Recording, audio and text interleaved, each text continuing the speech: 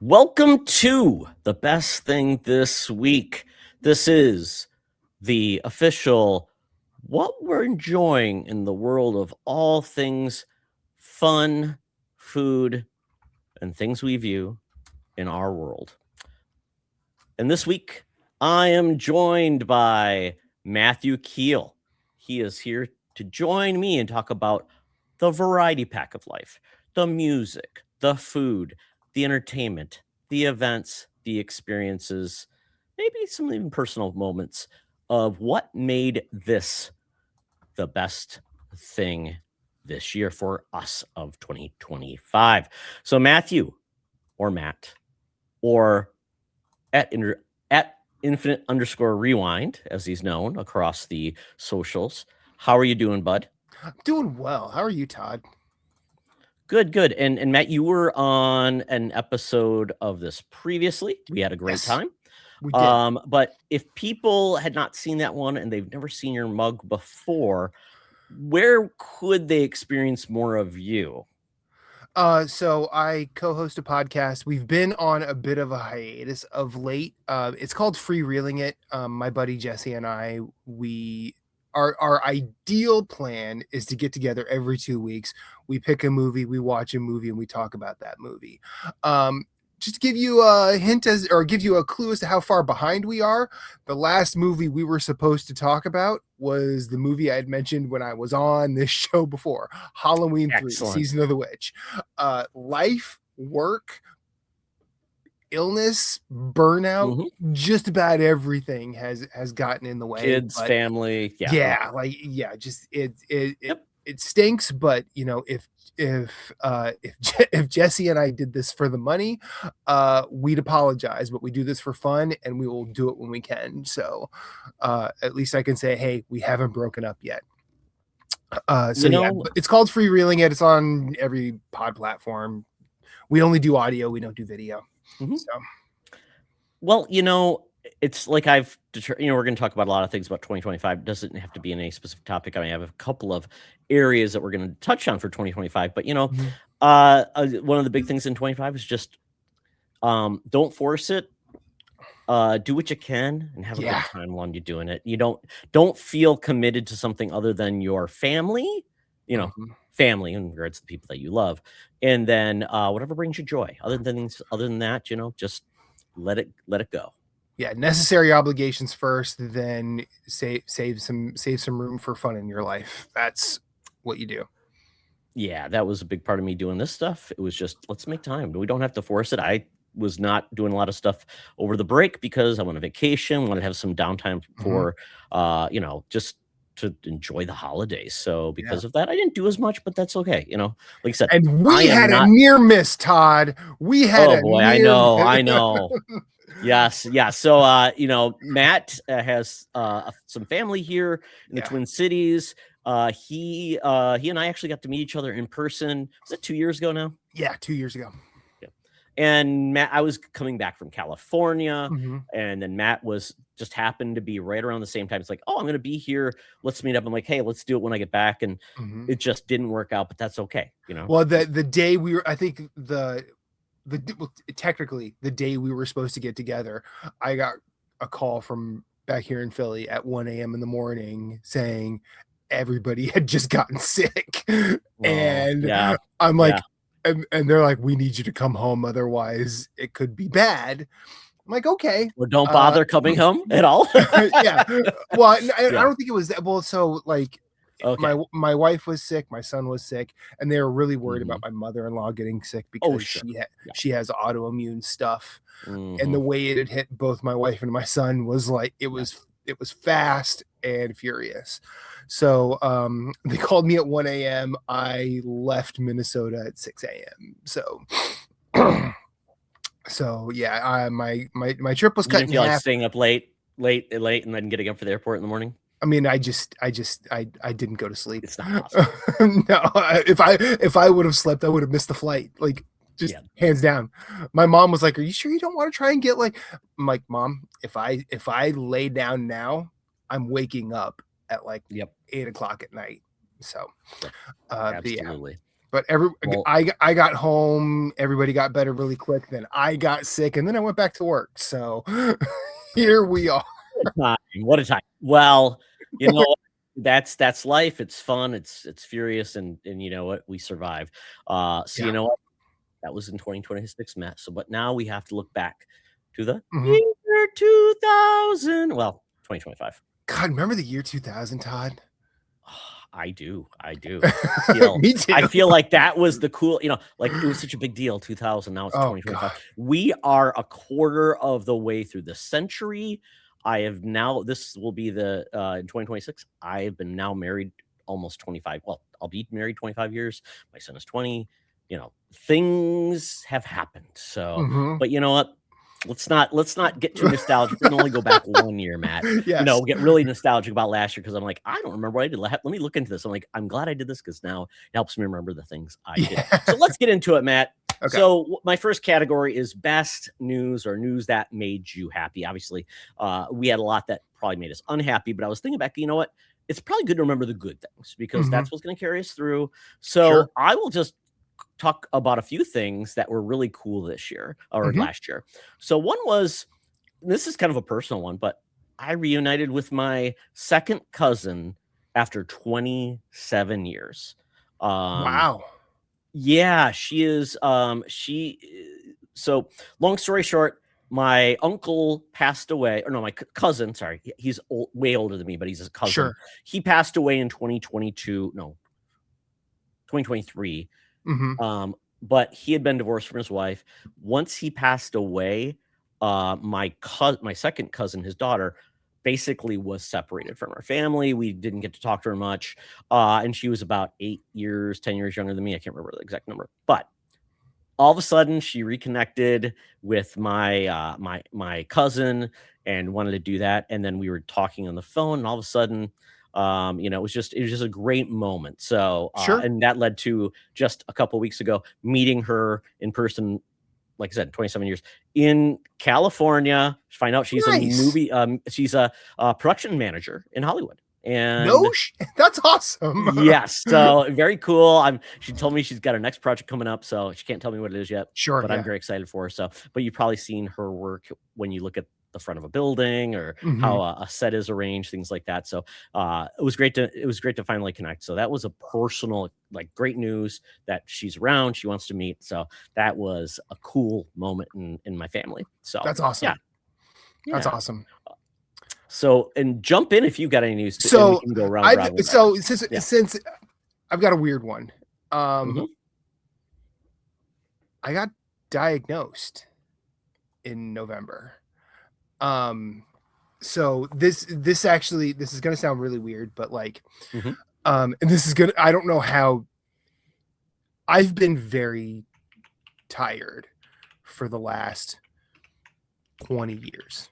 Mhm. And like not like I burn the candle at both ends tired, not Mhm. like I'm making poor decisions with my time tired. Like I could go to sleep a normal night. I could go to bed at 9, wake up at like 7, and not feel like I had been to sleep at all. Like I Yeah. was just Yep. constantly I get it. exhausted.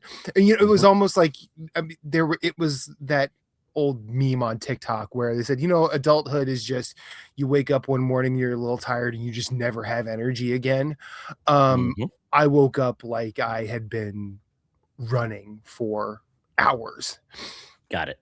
Got it. Anyway, I it got to it gotten to a point over the past couple of years, especially being a parent of a young child, where there were concerns that like I wasn't not necessarily up to the task, but like I wasn't necessarily safely alert.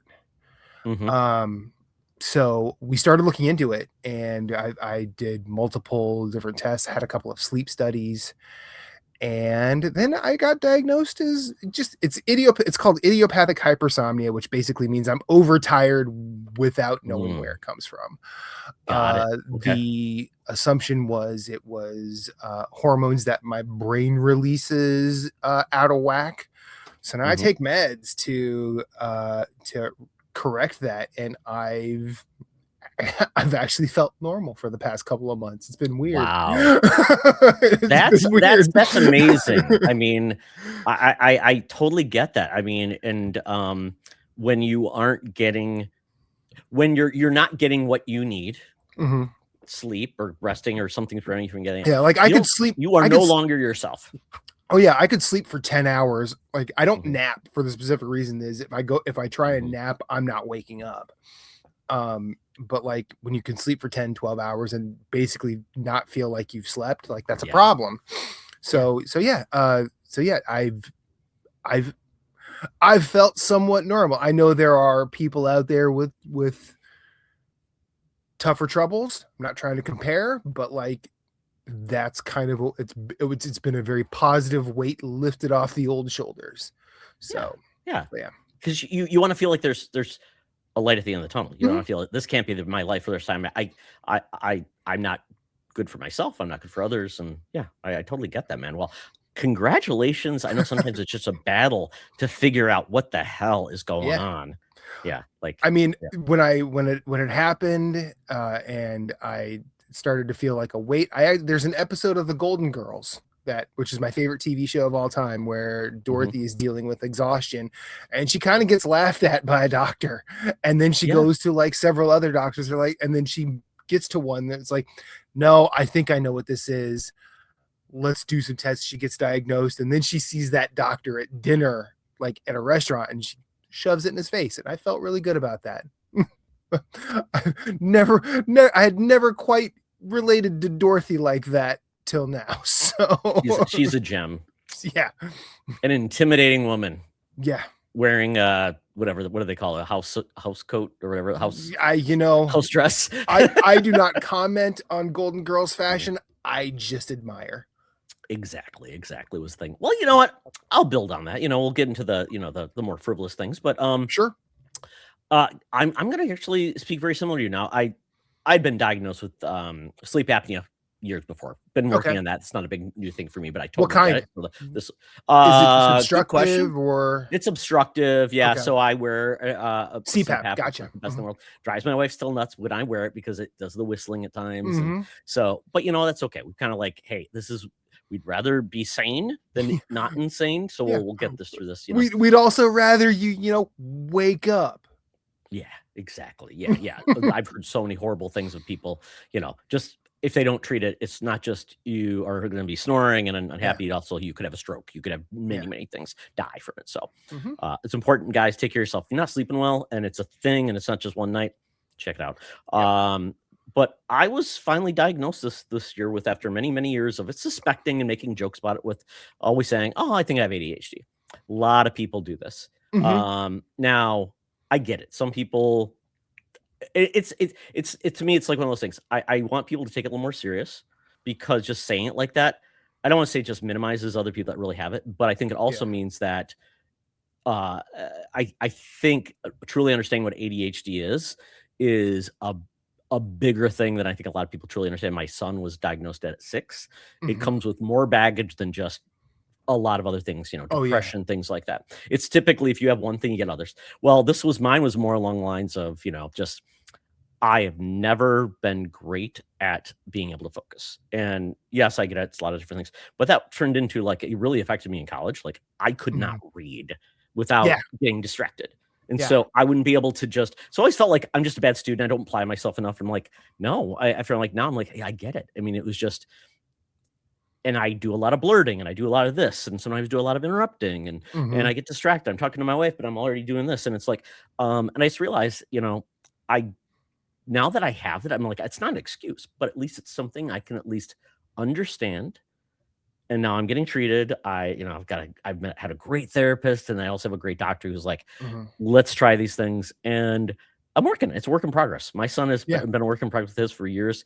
And my goal is to hopefully say, now I know how normal people are in regards to being able Yeah. to do these things, being more Mhm. effective, being more people will understand. I'll be able to give people the attention they truly deserve, even though I tried in the past. So Yeah. it's you don't take care of yourself, folks. Life's too Mhm. short to push things off and just say, it's okay. Um, you gotta work on yourself now because you never know what's come up in front of you, how many years you got left, who's going to be around you. So Yeah, take care of yourself. for You got sure. people that probably depend on you. Like, you know what? Word of the wise, folks: get yourself a will, get yourself a medical power of attorney, Yep. something financially. I'm doing that right now again. We've done it Advanced before. Get a directives. Yeah, you need Yep. them. Especially if you got a kid. If your kid's 18, you don't get to choose anything for them anymore. Get Yeah. one for them though, so they're like yeah, mom and dad should be able to say what I want. Because yeah, you don't want to leave your kids with a mess, and you don't want people have to make decisions when you're gone, when they're Hmm. stressed. It's like it's those difficult conversations. Do you want to be, cremated? Do you want to be buried? Where do you want to be buried at? Where's all the important information? Yeah. Oh, you have a safe deposit box? That's where this is. All those things, yes, they're not fun. Or like a life insurance No. policy for your kid. That's the scariest thing in the world. But you know what? Something bad happens, you don't have to worry about how are you going to afford it Yeah. and what are you going to do. Exactly. Yeah. Exactly. So guys, if you have any questions about any of those things, come see me. I've done all these things many, many times. I am like I like to help people through some things that might not, know about. And don't worry, don't feel ashamed because not everybody thinks about this stuff. I do Well, and then because yeah. sorry to interrupt, but like the thinking about that is just like there's always well, it's not like this is gonna happen tomorrow. Oh yeah, Just remember, there's only one undefeated thing in this world, in this universe, and that's time. correct. Well, taxes probably too, No, but taxes did. There were times when taxes didn't exist, my oh, that's friend. true. That's true. True. Yeah, yeah, yeah. Time Well, will outlive taxes, I promise you. yeah. And when your time is up, you have no choice. No, So and you don't want regrets, like, when you're at sitting least on your have a deathbed and like, I wish I would have had a will so my family's taken care of yeah. or something like that. Mhm. Yeah. Yeah, because you know what? What they like to do is they just like to take your stuff, like, the government likes to take your stuff, you don't have Oh to do it, yeah. and give it to. Yeah. Yeah. Like Kramer and Seinfeld said, it's a land rush. Yep. Alright, well, Let's let's lighten get into things up some and more of the talk fun about stuff. abortion, Todd. No. Oh god, yeah, let's talk about politics, like all religion, let's get into the good stuff, yeah. You know what? No. So, it kinda thinks me about, like, what we went through this year, but one of the fun things that happened, and some people are, I don't know how a lot of people feel about certain artists and things, but I was just amazed at the effect and impact that Kendrick Lamar had this year at the Super Bowl. Hell And yeah. please don't take this down. I'm not playing any audio, but this is the Super Bowl halftime. I mean, Kendrick is an artist that my son absolutely loves. He's not big Mm. into rap. He loves Kendrick. And I respect Kendrick and I don't love everything he does, but the dude is shooting a shot. He's doing everything he wants to do. He doesn't play safe. And he was seen by, like you said, 70 million people. And Mhm. he had a moment that was just incredible. Yeah. I mean, call the crowd in the I don't remember how many are in the stadium. I think it was what 70,000, something like that. But Sure. all of them in unison saying A minor, like yeah. We have a lot of mutual friends, and I'm in group chats with some of them, Mhm. and a lot of them were like, "I don't like this. Why is this? Why is this happening?" And I think that as a hip hop fan, because I am a big one, I Mhm. think that seeing this artist have this kind of license and taking this idea and this song on this stage,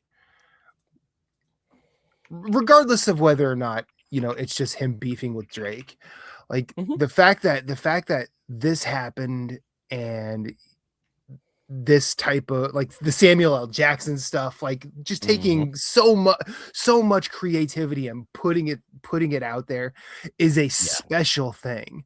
And now, Yep. we in our country, we live in a time where if the artist doesn't look a certain way or sound a certain way, a certain section of people tend to get real mad about it. Mhm.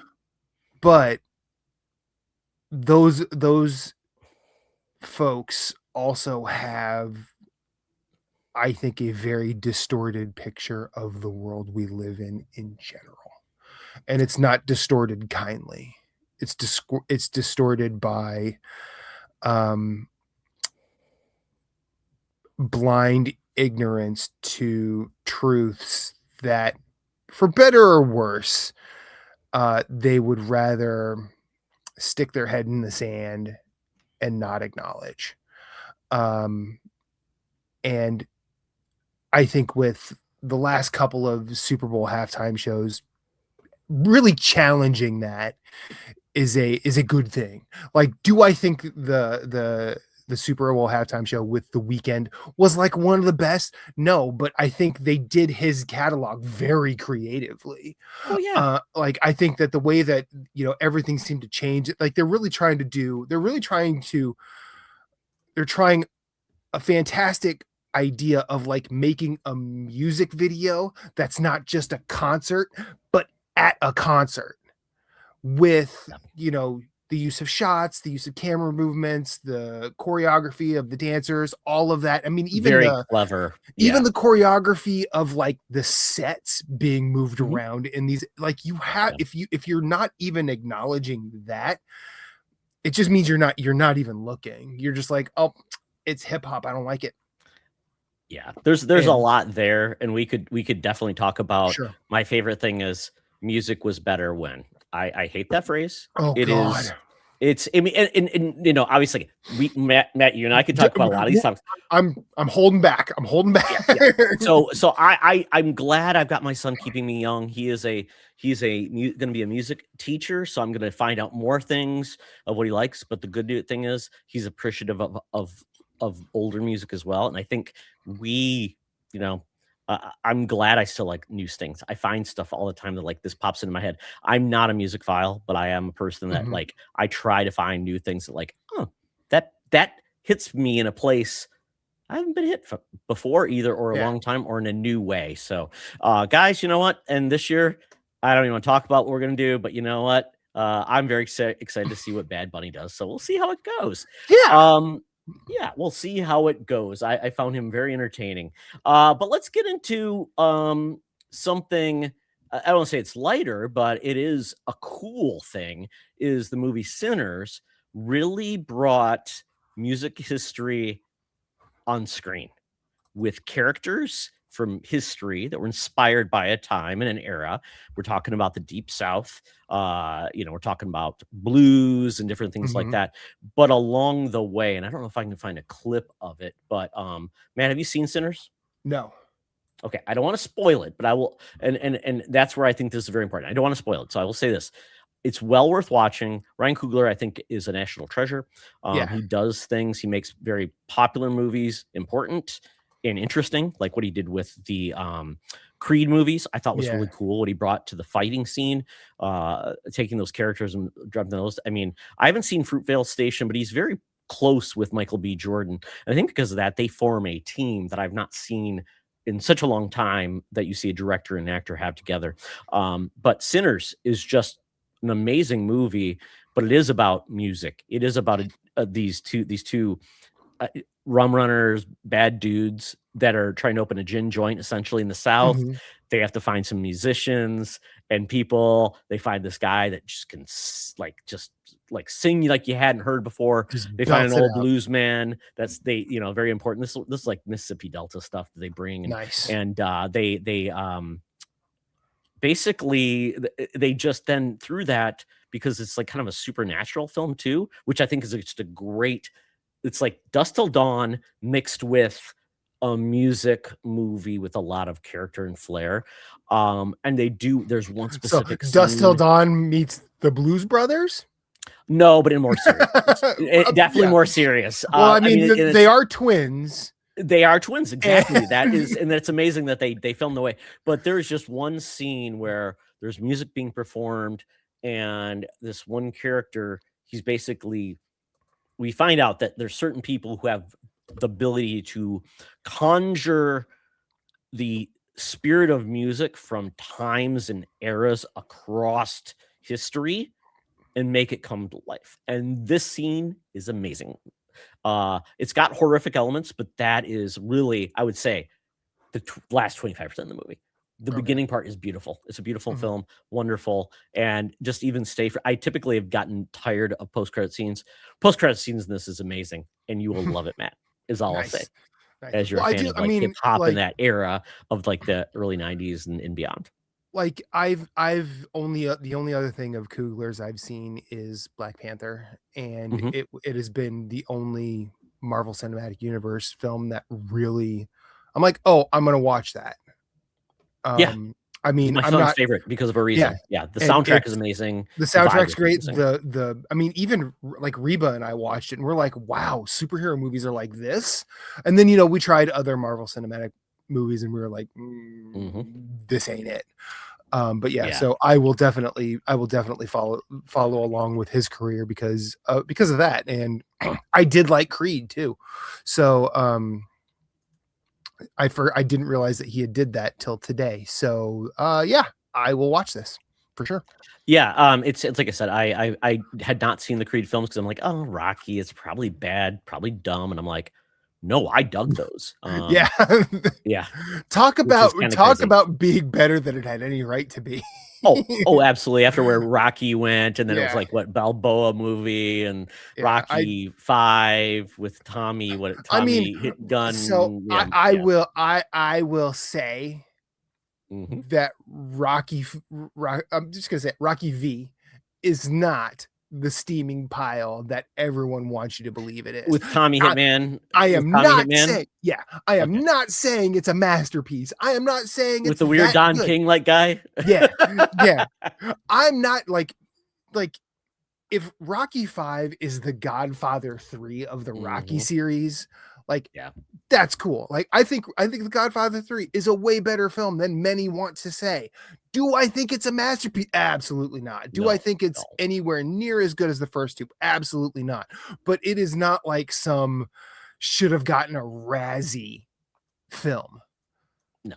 It was it there I love the history of the Rocky films, it's amazing. I watched a recap Yeah. just so I could get into the Creed films, so make sure I like, what did I miss? And yeah, Mhm. interesting things, but yeah, check out, his, Greenville Station's supposed to be amazing. Yeah. Very, very, sad movie, but yeah, he's been great. So, Mhm. check it out.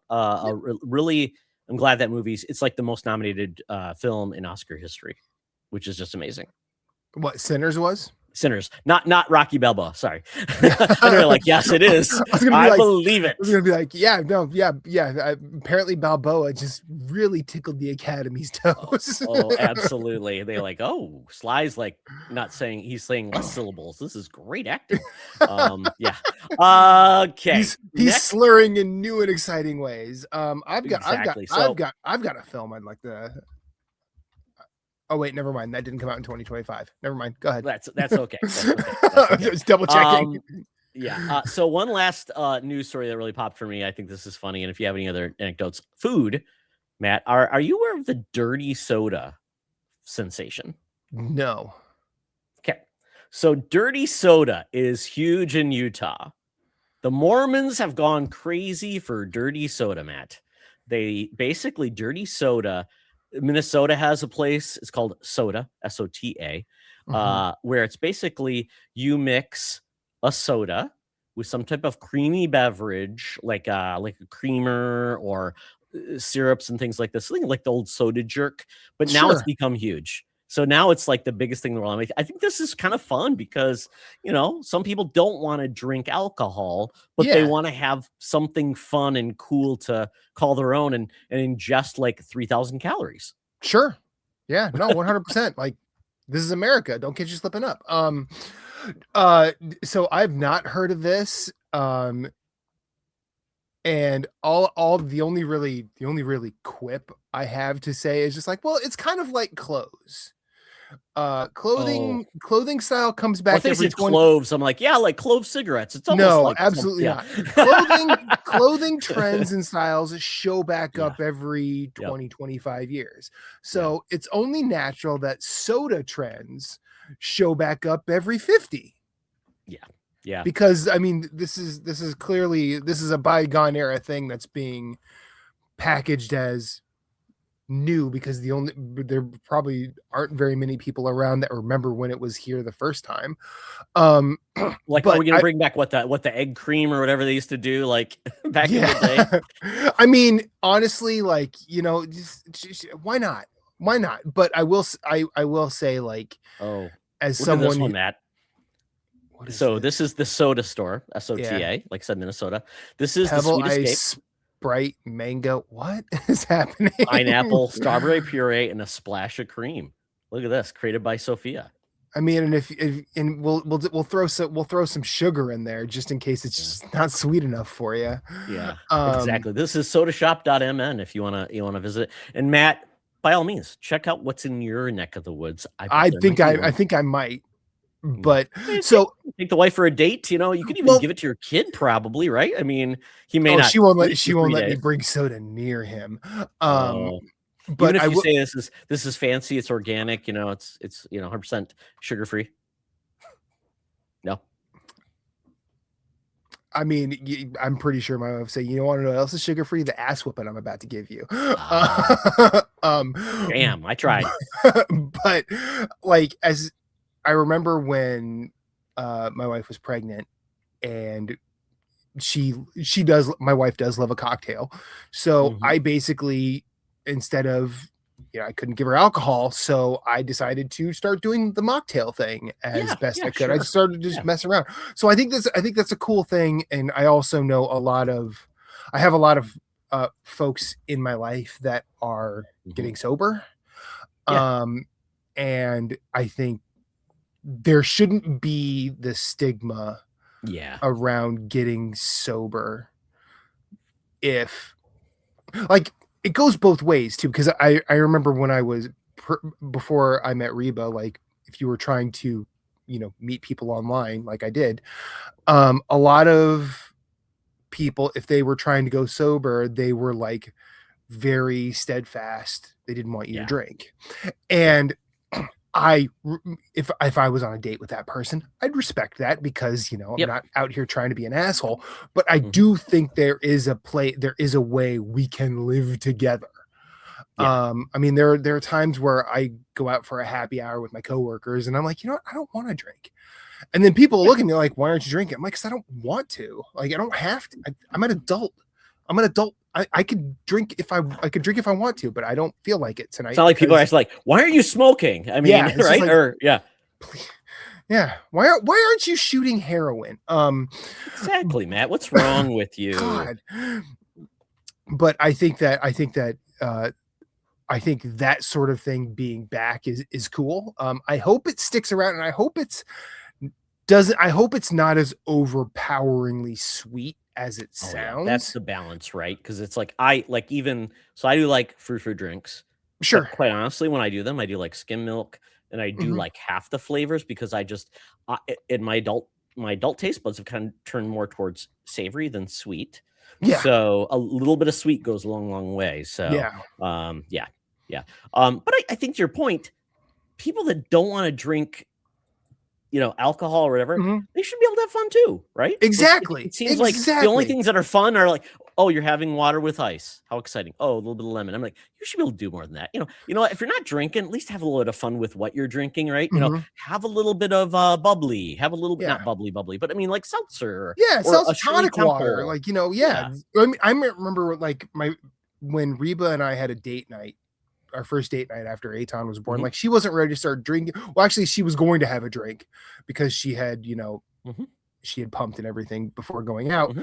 But we got to this place, and I don't remember where it was, and we were looking at the drink menu, but then we saw the mocktail menu, and like all Yeah. of those drinks looked way more fun.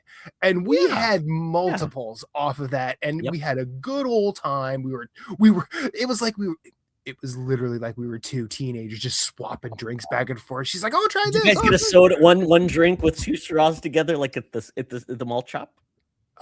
no, because if I Aw. would, because now my corny ass would have definitely tried that. Yes, you would, of Reba, course you would. Reba would have been like, not in your goddamn life. Oh, Matt. Oh, I just love her. indulge me one time, honey, with something dumb. She has chosen to not only spend her life with me, but procreate. She's indulged me enough at this point. I was gonna say, you know what? When it comes to spouses, you determine where you will you got to pick those battles. Pick your battles, and also understand, like, hey, that's something for me, not for you, and vice versa. You do you. 100%. And we will. And you know what? I've got friends I can do stupid stuff with. So Matt, the next time we're together, we will do that. Todd. One drink, 2 straws. Mocktails, 2 straws. I'm down, and I'm going to teach you Guild Ball too. Oh God, Matt. Like we said, relationships, boundaries. That was the plan this time. I was supposed to do it this time. Oh no! Oh God! It's sorry, okay. Matt. I next time you come, I may not be available. When I know your plan. Valid. Oh, just do a couple of turns. You don't have to do a full game. That's fine. Oh, yeah. And 3 hours later, you're like, no, it's gonna be fun, Todd. I tell you. I have learned in my aged ways that if someone's not having fun, I'm not going to force them to continue. In fact, do you have any other news, or is that it? I think that's it for news. I do want to say though, I think it's because this is a good going from dirty soda to something you actually eat with your mouth versus imbibe with your mouth, and that is food, Matt. Best food you had. The food's an easy category. It shouldn't be very long. Before we get there, I'm going to set a stage because this actually happened on my trip to Minnesota. We'll call this. This can go in the family news of things that happened. Well, my sister, her boyfriend, he likes to play D&D a lot. Okay. And my sister had never played. Oh wow! So my weeks before, like shortly after I'd planned the trip, she goes, "So, Mark wants me to play D&D." I said, "This is like one of those weird conversations." Like, yeah, is this gonna be a weird conversation? I'm like, D&D. I'm like, oh. I said that's great, and she's like, but what do I do? I'm like, do you know what D&D is? And she's like, I've only seen like the kids on Stranger Things do it. I go, yeah, you know what you're doing? You're playing pretend. It's adult pretend that is governed by dice rolls and and whimsy. And so she's like, okay, since you put it that way, would you play D&D with Mark and I? And I said, absolutely. Yeah. And because Mark said he could do like a one-shot campaign where we just do one session, few hours. I'm like, great, let's go. Yeah, absolutely. Now, her boyfriend knocked it out of the park in terms of like being a fun dungeon master because that's great. That's a necessity. Now I will say his voice game isn't great, but it doesn't have to be if you're committed. Does everything sound like a weird British person? No, they all sound Southern. But he basically did this. He did this campaign where a wizard is a little too high and has the munchies and wants us to go get these apple pies. Nice. But the wizard is Snoop Dogg and his assistant is Martha Stewart.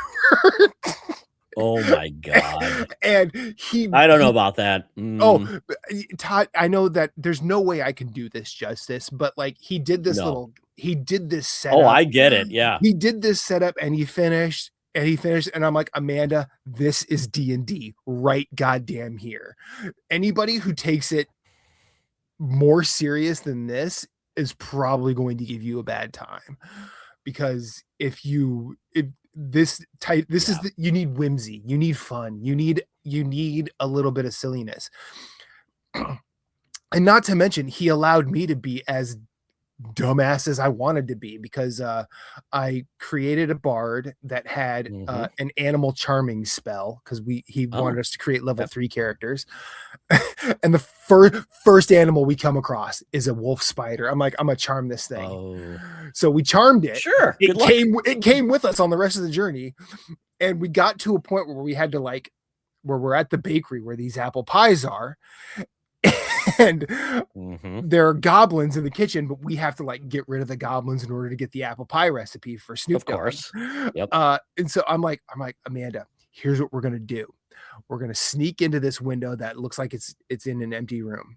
We'll deal with whatever's in there, and then we're gonna send the spider in to distract the goblins. Ooh, I like So, that. I like so that. the spider not only distracted the goblins, Okay. there were two creatures. I think they were mephits in the ovens, living in the ovens, which have like Really? messed up the ovens. You know, Oh, yeah. It's Dungeons and Dragons, Todd. Mm-hmm. And Oh, no, I totally get it. Yeah. like, so the spider pissed them off. They come out, Oh. deal with the spider, and then then the two spirits and the goblins are fighting.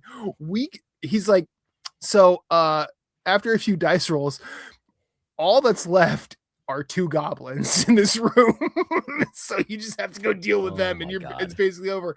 And I'm like, Amanda, this is D&D. It's imaginary bullshit, and it's great. Did she like it? Oh yeah, she had a blast. Oh, that's awesome. I love that. I mean, it Matt, didn't. fun fact. Huh? Fun fact. Never played it. D&D. Yeah, I'm not that guy for D&D. You don't have to more be. structure. I need don't have more to be. like rules and guidance. That's I'm like, fine. but if you can do anything, so I'm like, you know what? You do you.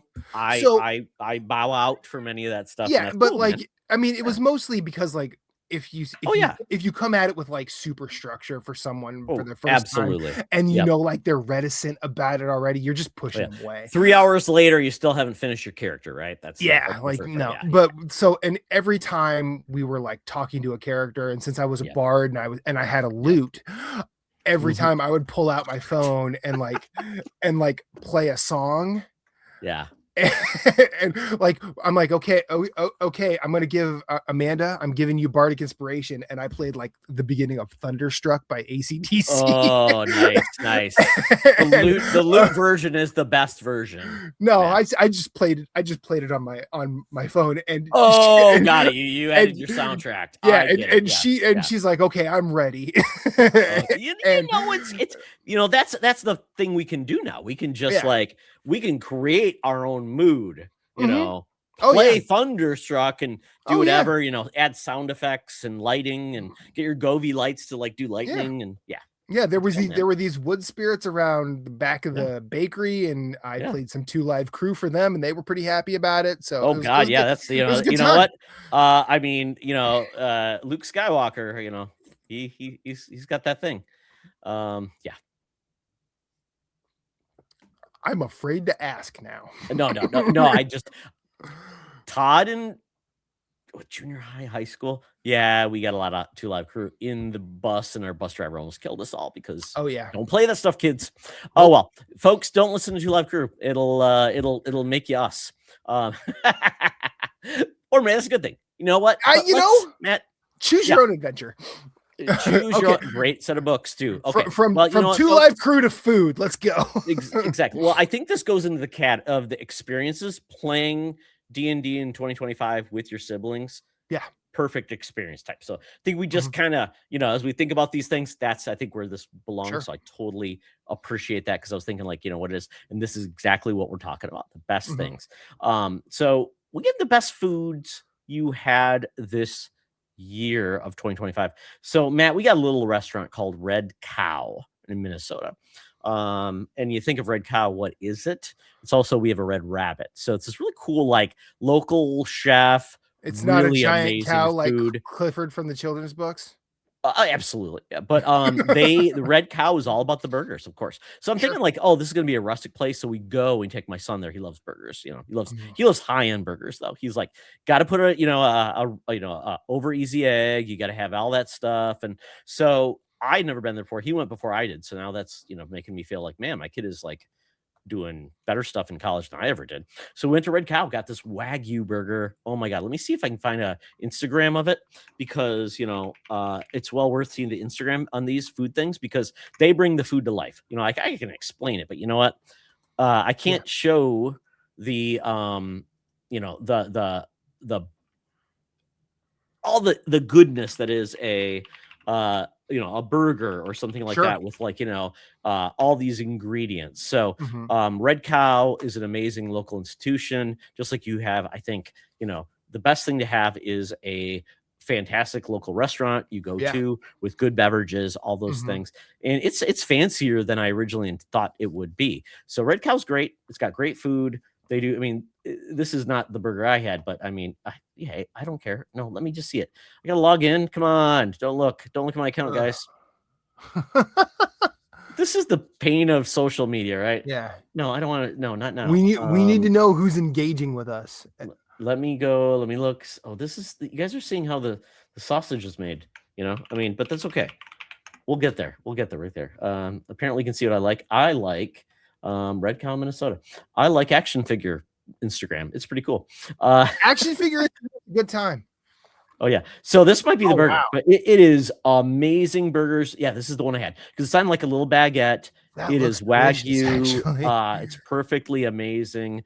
I think I could only eat half of it because it was so just amazing. Yeah. So you know what? A good burger, now that the fact that burgers are getting way too expensive these days, a good burger is becoming like $18, $20, just Yeah. like a good lobster roll is becoming like 35. Mhm. It's scary, but you know Yeah. what? Food is one of those things I feel like, yes, it's very expensive compared to like whatever else, but that experience you'll remember. It'll make you Mhm. to make you think, maybe I can make that at home. Let me try. Yeah. So I think it inspires you to do better. So this was a fantastic meal with my family, with my son. Yeah, absolutely love the Red Cow burger. So Matt, you got some good food. So, yes, I did. So this is gonna sound real terrible. Um, I don't remember what it was, but I can tell you about the restaurant. Oh, Um, give me the restaurant. I'll look it up and we'll see what they so do. there's a place here, Mhm. uh, in Westchester. Well, I'm in Media, Pennsylvania, but in near us in Westchester, there's this place called Ground Provisions. My wife is a vegetarian, so we have to. But you live on a level of you're grass and I'm turf. So vegetables versus meat. So Well, a good so like like surf and turf. I mean, like if we're going out and I want a burger, like she's not gonna be Mhm. like, ugh. Yeah. Um, but she just Is chooses to be this the vegetarian. place, Matt? This is fancy. It is. It is. Oh my god. Yeah, Look at it this, is. guys. Oh my Um, god, look at Valentine's Day, Matt.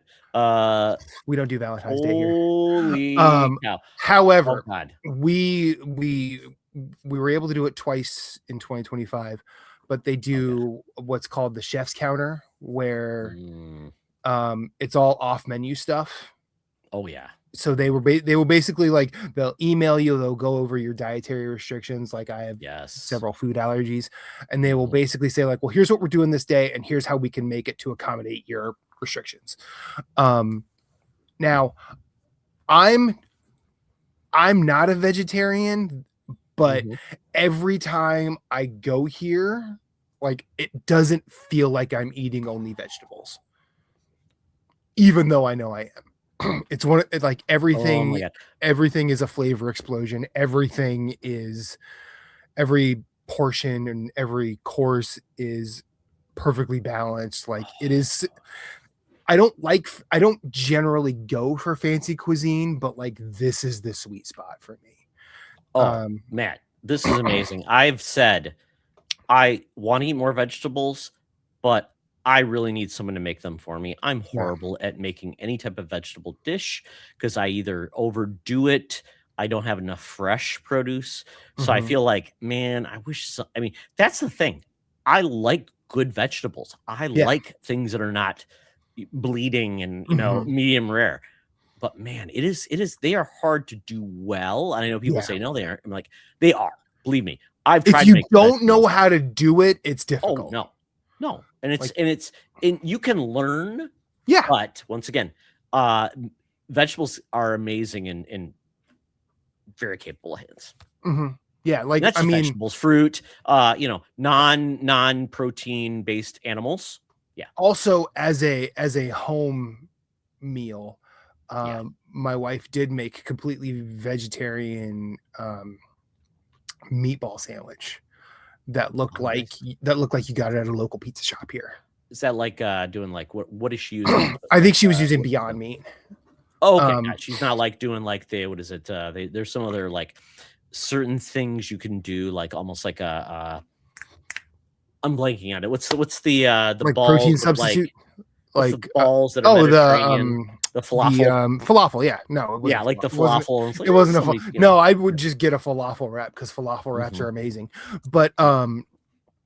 But she did this, and when I looked at it, I'm like, it was one of those like it's not delivery, it's DiGiorno moments. Like it looked Ah, so much yeah. like she had gotten this from a local pizza joint that I was Mhm. like, what what have you what did you do? What Yeah. whose soul did you sell to the devil to make it look like this? Because it looks like I ordered this and it was honestly Yeah. one of the best things I've ever eaten because my wife is a phenomenal cook.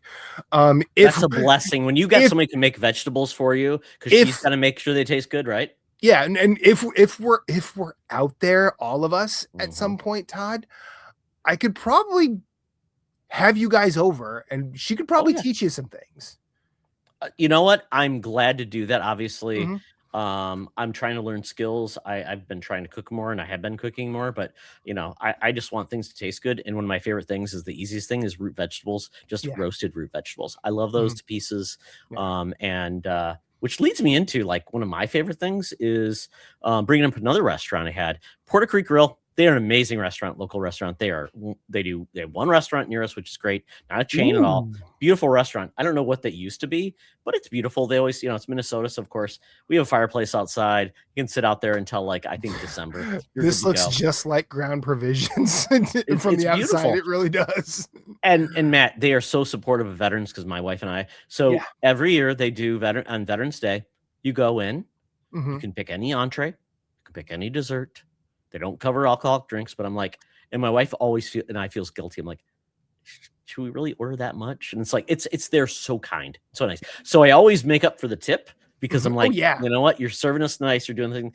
And one of our favorite things, I don't know if it's on here, but I'm also doing the Instagram for the Porter Creek Grill. We can never remember the name. It's like, is it Porter Creek Grill? Something.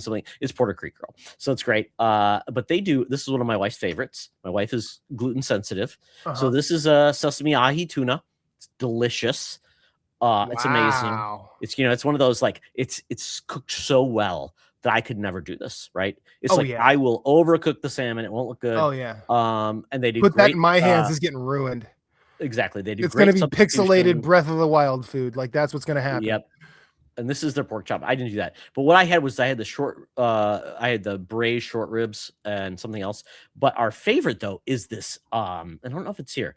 It is an amazing appetizer where it is basically golden beets that are delicious Ooh. with the balsamic vinegar Uh-huh. with goat cheese Yeah. covered and like Mm. roasted with some arugula.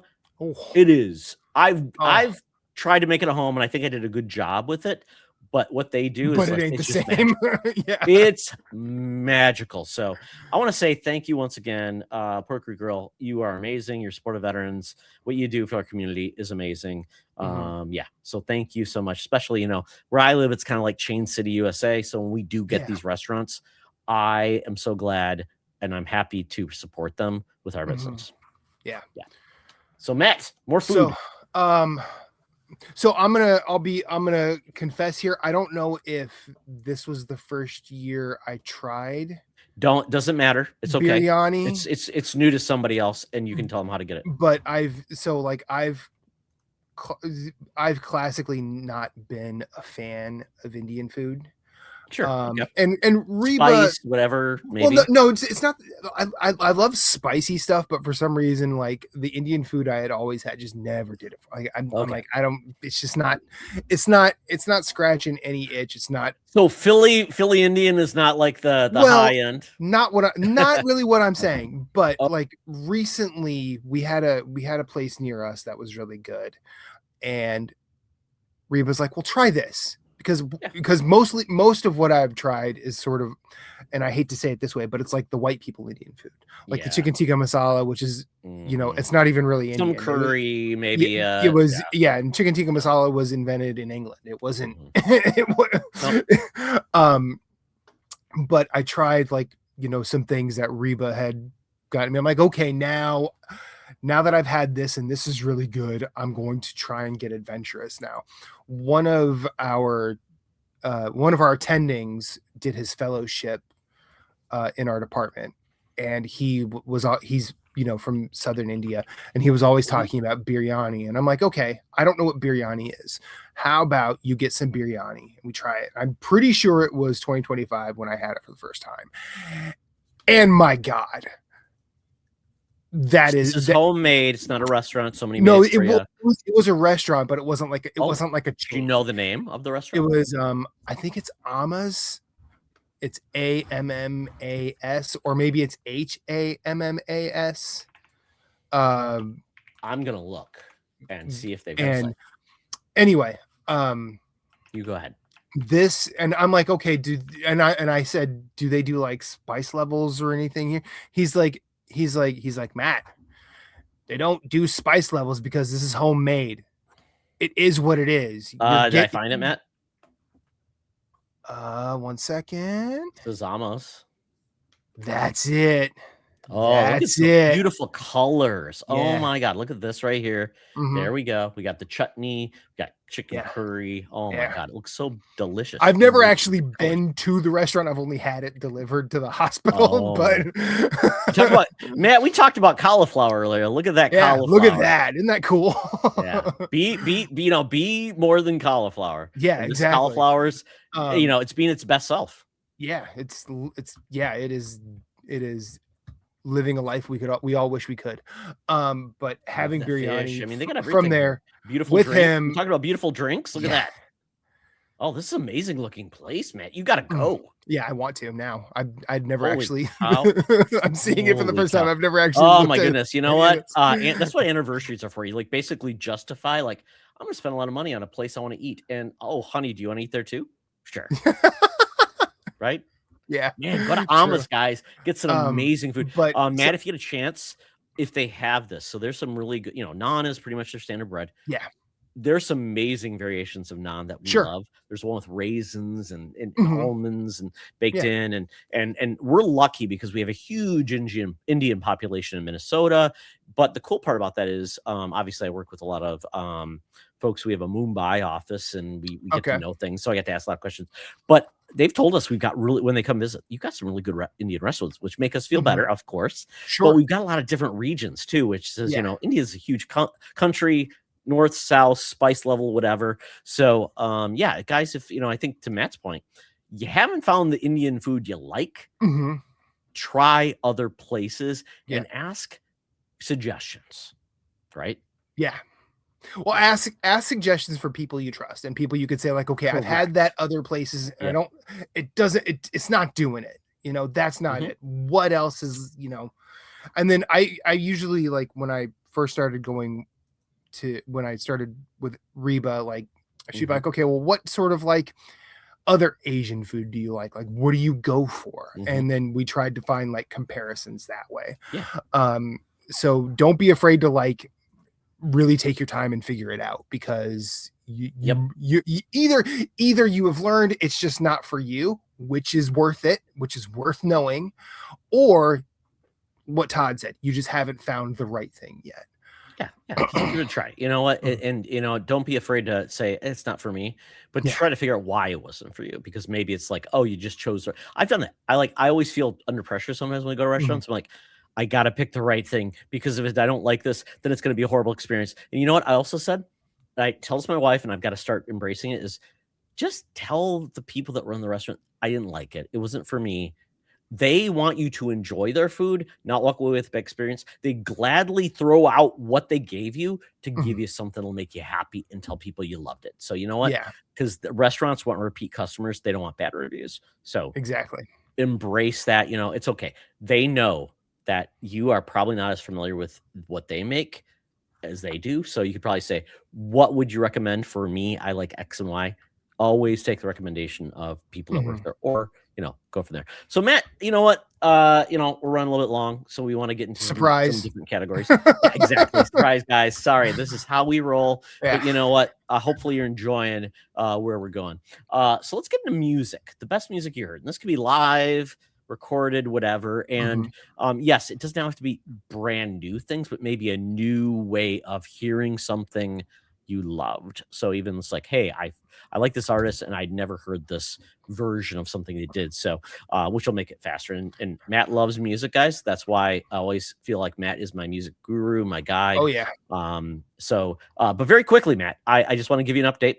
I am building my music system. My son Ooh. is going down the path because he's going the path of like not all music is available digitally, legally. Sure. I would say. Yeah. So I bought him some CDs, and I'm going to talk about this event later about events and things.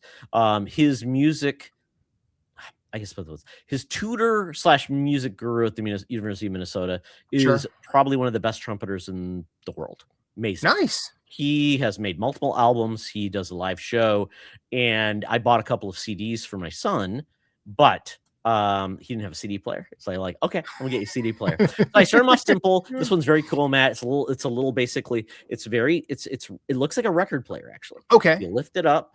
Mm-hmm. You put the CD in, so it's you can see it like a CD, like like yeah, the vinyl you see it cover. spinning, yeah. And and then you put the basically the arm, like you had the tone arm. Come over. Yeah, it comes over. You lock it in, and then that's awesome. It's very cool, very fun. But you can lift up the lid and then put the CD, like the CD case, in it to show what you're listening to. I'm like, this is perfect for him. Has Bluetooth, very small. I'm like, it's a good start because you and I were talking about it's a good start for him if he likes it. And he said he has enjoyed it quite a bit. I'm like, cool. We'll figure out next what you want to do. I'm on that journey myself, Matt. So just to give you a heads up, what I'm doing right now, this is going to be a project. I am building my audio system. This is audio only. Okay. So I have been building. So the first thing I got was I got an amazing deal on Klipsch RM50 bookshelf speakers. These are passive. Yeah. I got them open box from Best Buy. They're originally $400. I got them for $125. Yo. They're beautiful. They have looked like somebody just opened the box and then said, "Oh, and I don't need these." Nah. Exactly. I also got a Denon receiver that I'm going to use because I realized at some points I need an HDMI output because Matt, I'm going to put a little screen there, which I want to see the track I'm playing. I want to figure out maybe there's a way to find out, like, like the old CD/DV database, whatever, it will tell you like, oh, on this CD, blah, blah, blah, this is the music that's playing. And Matt, I follow this guy, Cheap Audio Man. He's hilarious. He's funny on YouTube. He does amazing videos. And I was looking for a CD player. I'm sure I could get like a Blu-ray player, whatever is good, super audio CD, whatever. And he goes, check if you could find this Onkyo player they've been making for years. It's a 6 CD carousel. It's essentially the same system they've been making for like 25 years. Nice. No Wi-Fi, anything like that. It's beautiful. And it's amazing. It's Onkyo. Look at the remote. Let me grab the remote. If you see this remote, like, oh God, that looks like it's from another time. Oh, I love this. So if you can see it, this is like that remote. Oh my God, my parents had that for their TV in like 1984. What the hell? Like the metal, the buttons are way too small. But my favorite part, Matt, is when you open up the battery case, it's like hinged versus falls off. So so this is normally a $400 Onkyo CD player. It has no Wi-Fi, nothing. It has nothing. It's a beautiful. I'll send you a link to it. It's a beautiful system. It's got. The guy says this rivals like $4,000 whatever Magnetar, whatever. Is it the DXC 390? Yes, that's the one. It's amazing. I got it from Adorama. Used. Nice. Excellent condition. Normally like $400, whatever. It's like 324. Yeah. Nice. Yes. Nice. So it's beautiful. It's like somebody must have like, oh, I meant to get a Blu-ray player. I don't know. So these are my 3 components that I have that are amazing. I do need to probably add a subwoofer too, because the Klipsch speakers I have are known to not have they're basically 2. But they're beautiful speakers. They're beautiful. But yeah, now it's the vinyl part. So I will be figuring out the vinyl part next. I don't know, Matt. Yeah, so we'll figure this out. Like honestly, I was gonna ask if you're gonna go that way because here's like if anybody who sees this has known me for a while, you know I'm a big vinyl head. Oh yeah. But one thing, like, while I can pontificate about like vinyl versus any other media, Mhm. that preference ultimately is subjective. You can Absolutely. listen. Just the I mean, speakers, right? because It's like even yeah, just get well, these I speakers mean, if you want this. I'm like, it's also like most new vinyl being made now Mhm. isn't made on analog equipment. Like, you know, you could get into the weeds and it just becomes like, listen to it how you want. Because Yeah, look, I got one of these just like everybody else. everybody does. Yeah, My phone screen is cracked. I listen to music digitally on here, so sure. it's not like I am some sanctimonious purist about lossless audio quality, because unless you have the speakers, you're not gonna know it's not there.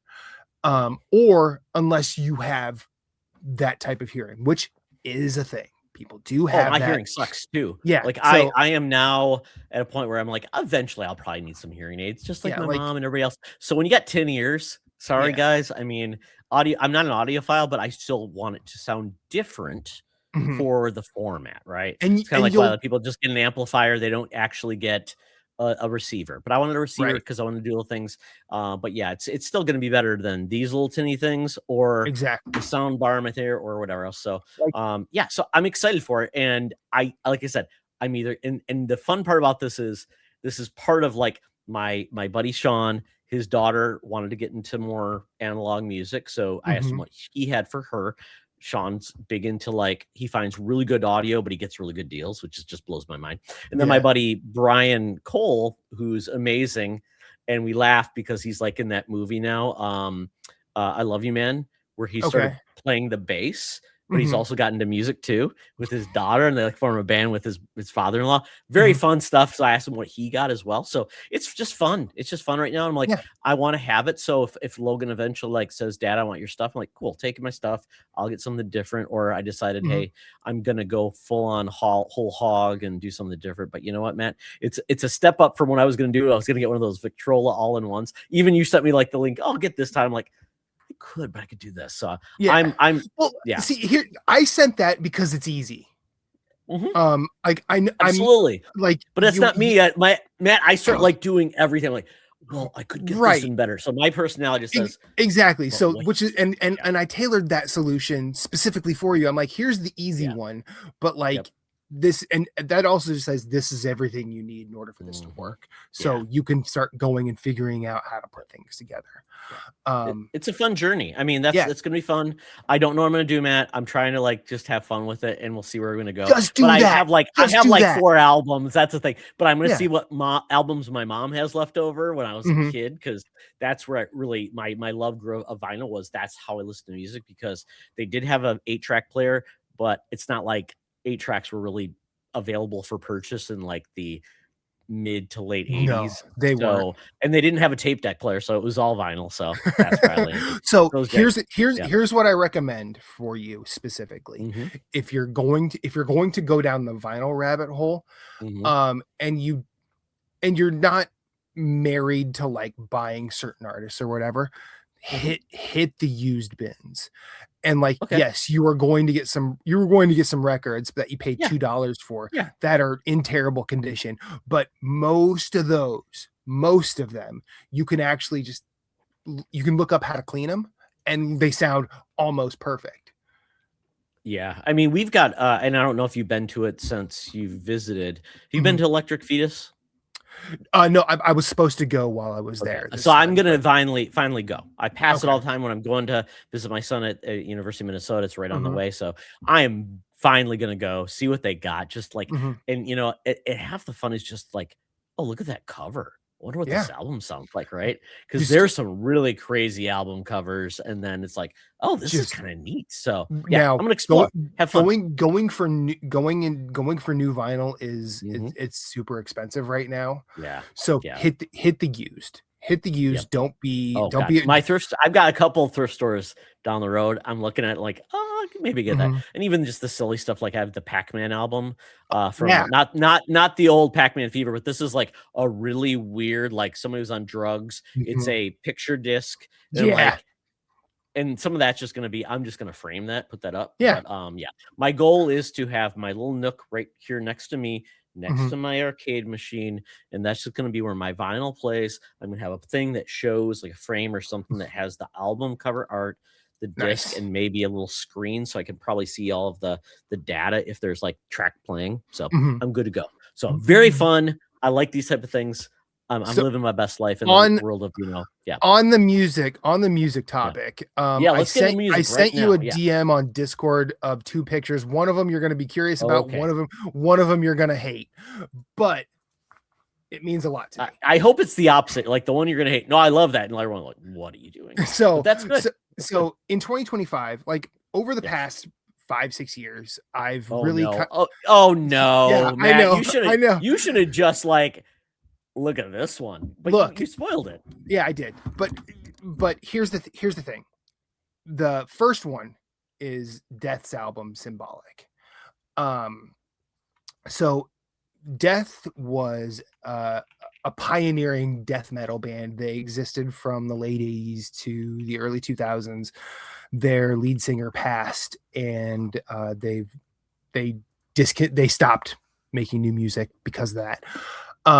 But over the past, like, Matt, Symbolic Death Tribute Band.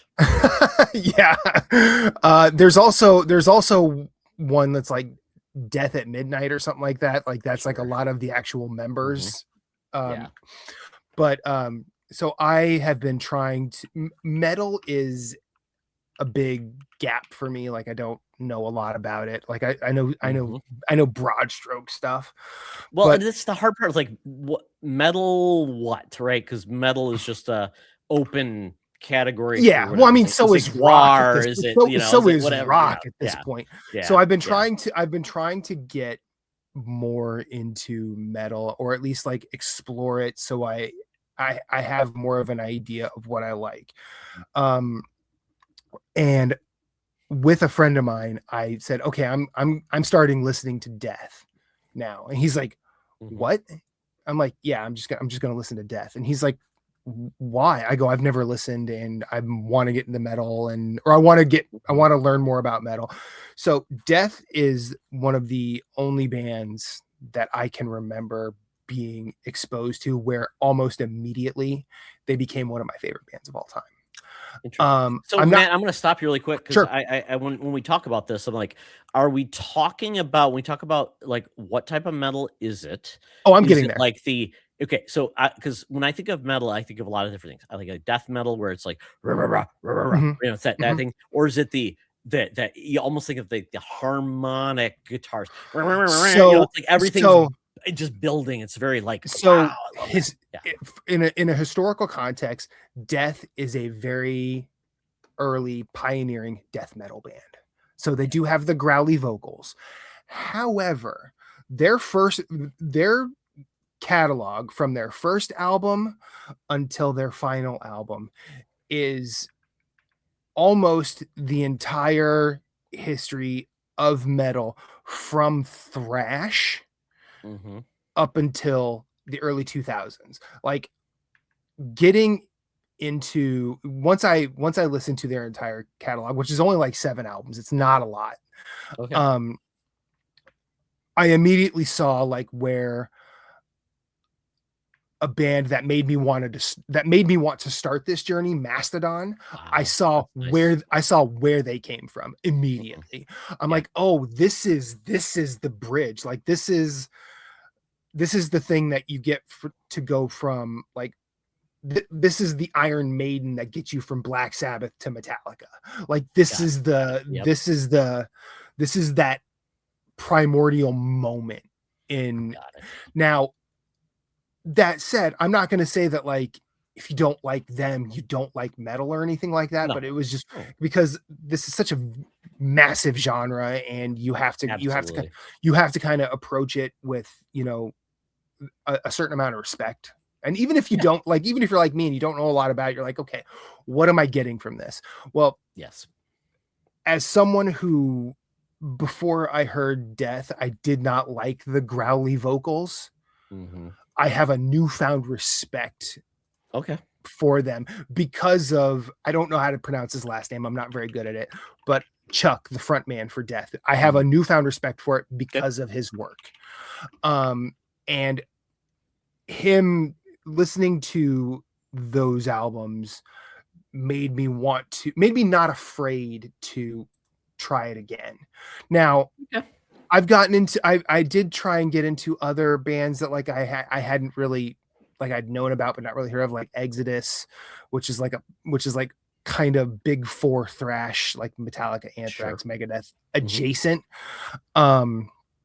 You know, and I dug that journey. That journey is really cool. I listened to all of Tool's albums because of this, and like you know, I'm just trying. And that, like Tool then turns into whatever the other band is, so that like Perfect Circle and Pucifer, and I haven't done either of them yet. Then you get into like even like bands like I really love. Oh God, I'm blanking on the name.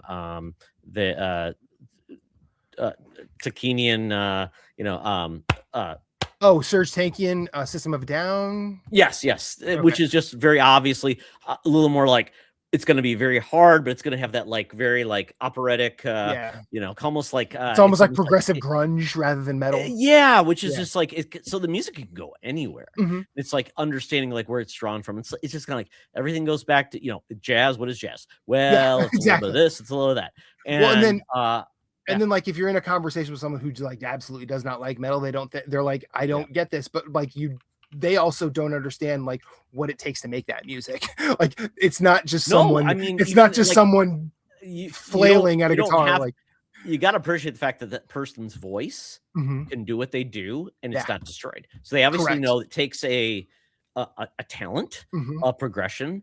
I was watching this weird video. It looked very much like it was Asian, and the woman had one of those like the Mongolian throat chanting. She had like the ancient you had the one guy was almost like Mongolian chanting, but it was in a way that almost felt like it was like what's the German band Krautrock or Kraftwerk or Kraftwerk or Daft what's the one the Du hast mich. Yeah, that's Rammstein. But you know what I mean? It's like everybody has been picking up this stuff and making their versions. It's like J-pop. It's like this weird so I get what you're dropping, man. It's like you're never too old to figure something out. Like I mean that kind of like, you know, so if I can pivot, Matt, into something that I think you and I were the ones that we talked on our episode, was for me it was Ghost. Ghost is such a but they are different, obviously. They're much more like they are doing almost like theater with even the creator, like who they're doing Kiss now. They're doing this version. It's like it's modern Kiss, right? But they do change the genre and how their songs sound and what they're doing with their videos. And to me, it's very impressive that, you know, that, and I'm so late in the game, but I've seen like, oh, they have action figures, they have this and they have that, and it's like they've taken over a certain mindset that I'm like, it's amazing that they could do that. And like the fact that they have this weird like satanic undertone, but not really, but it's like they're pushing back about certain things, but they're not like, we're gonna eat your babies or we're gonna you know, eat your bats head like Ozzy. But it's kind of cool that we get some things like that that are like so larger than life, the imagery and everything. It's almost like you buy, like they are creating the package and selling it to you, versus other musicians like we just talked about. They had no interest in doing that. They just wanted to make the music. So I like that we get so many variants of this in what they're doing, that it's been fun. And Ghost is just, to me, a treat to just hear their story, find out their music, their inspirations, like their covers, even like their album covers, like that has a story, and like where they take it from like pop culture and horror and things like that. And it's like they deal with like religion. Oh, this is our new leader, he's the Pope, blah blah blah. And then now we have like this imagery, and like the band looks like they're just remember the monks from Mortal Kombat in the background scene? That's exactly what I thought of. Like, So I that's been something I got into because I was like, I'm just curious, not because I mean the music's interesting, Yeah. But I thought it was kind of a cool thing. So Hmm. so that for me was Ghost. And we like I said, I'd already talked about that, but guys, check out Ghost. Yes, it's big. It's at Hot Topic, of course. And you'd just be like, Yeah. those kids are doing the thing. If But you it's know at what? Hot Every Topic, generation has a Ghost. it's perfectly pasteurized for all palates. Oh yeah, yeah, So to absolutely. tie it all back to the 2 images I sent you. Yes. Um, Let me share this one too, folks, because no, do the first one. Do the should first I one. So talk about? hold on. Oh, No, I thought I just did. hold I on. thought I shared it already. No, no. You just shared a link to their social media. But so I picked Symbolic by Death because I was able to easily find all of their albums on vinyl except that Nice. one. And then it was reissued like late in the year 2025. So now my Death Okay. collection is complete. And then the other one is Steely Dan's The Royal Scam. I know you hate Steely Dan. I'm not here to convert you. I'm not here to change your It's like the mind. ongoing. This is like the So oldest long-running joke between between you us, and me, man. yeah. It is, and it kind of has gotten around because I'm like, I really never really had a huge feeling about Steely Dan, but it feels like you've brought out the worst in me, which is I appreciate that, right? So Right? when I You know? Yeah. when I reconnected with mutual friend Lisa Goodman earlier in Yep. 2025, um, I And by the way, I this is your average Steely Dan fan right here. oh yeah, 100%. Yeah. He's probably Yeah. saying Yeah. Exactly. it's not about the music, it's about how it sounds and yeah. But she literally said the same thing you did. She said Steely Dan can gargle my balls. When I Perfectly mentioned, said by I Love yeah, You Man. yeah. Check out that movie. Was it, or was it like, or was it the 40-year version? I don't Remember, remember. it I don't was remember. one of Well, those. Yeah. anyway, so I had all of the Steely Dan albums on vinyl as well, and then the one that was the holdout was the Royal Scam. Like everything else had been recently repressed, and then I saw that one late in 2025 for only $30 and snapped it right up. So now my Steely Dan collection is complete, and I will just say I love them a lot. And I understand why people don't. One of my favorite things on YouTube, Matt, has been to become a big thing is like when people listen to like a band for the first time, they're like, "Oh, this is pretty cool." Yeah. That's what I'm showing right now. It's like these Yeah. two gentlemen are listening to Steely Dan, The Royal Scam. Is there like a song off this that I might have heard? Uh, it's either Kid Charlemagne, which is the opener, or Fez. I hate to say it, but I probably have to hear it to know it versus Yeah, the name. exactly. Exactly. It's like a lot of those, Well, see, right? like It's like, yeah, with Steely Dan, if it's not like Do It Again or Reelin' in the Years, like those are the only ones that are like chorusy. Because like even with like Peg and Josie yeah, off of yeah, Asia, like yeah. it's kind of buried. They're not going If a like yacht rock station yeah. isn't playing it, I ain't knowing it. Yeah, exactly. And like and And they hate the term yacht rock. The lead they oh guy hates it. so Oh, yes. I love that documentary came out Yes, and it's great. Yeah. when the audio of him going, well, F you, Yes. or you can go F yourself, You but then got that right. he still licensed the songs so they could Ye use them. So it's just Yep. like he had that to say, but like also he understood. Absolutely. Yeah, Yeah. absolutely. I get that. So let me pivot into something kind of new. And like I said, sometimes music just finds a way into your aura. And that Mhm. would be, have you heard the game Dispatch? Yeah. Yeah, it's a game that I pre-ordered on Switch 2, so I'm getting it next week.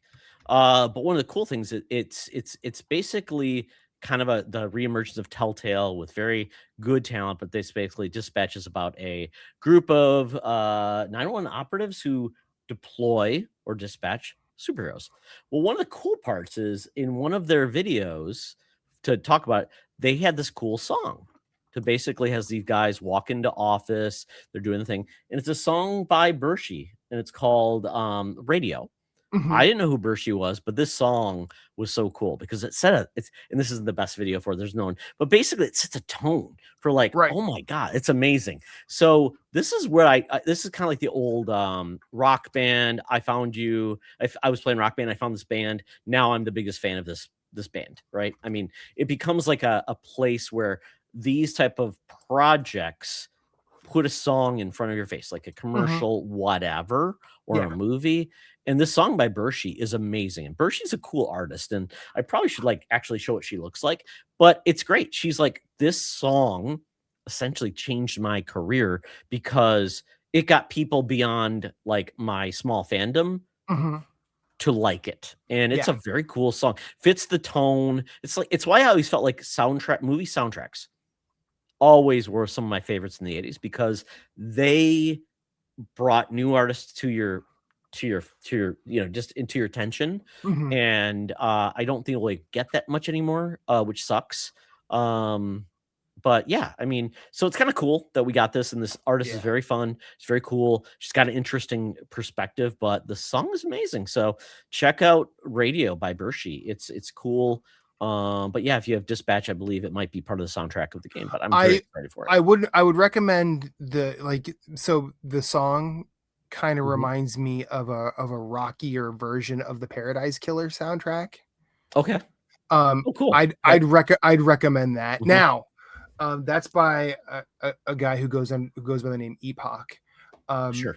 and he's done the Paradise Killer soundtrack as well as like a B-sides around Yeah. it. There was a game that came out of from the Paradise Killer folks that I still haven't had a chance to play. Mhm.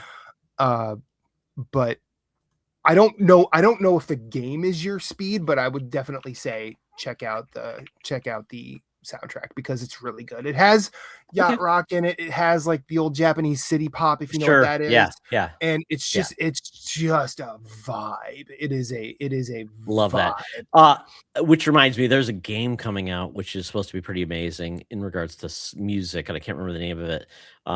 That was they dropped a trailer for it. I'm like, that is so my vibe of the era and things like that.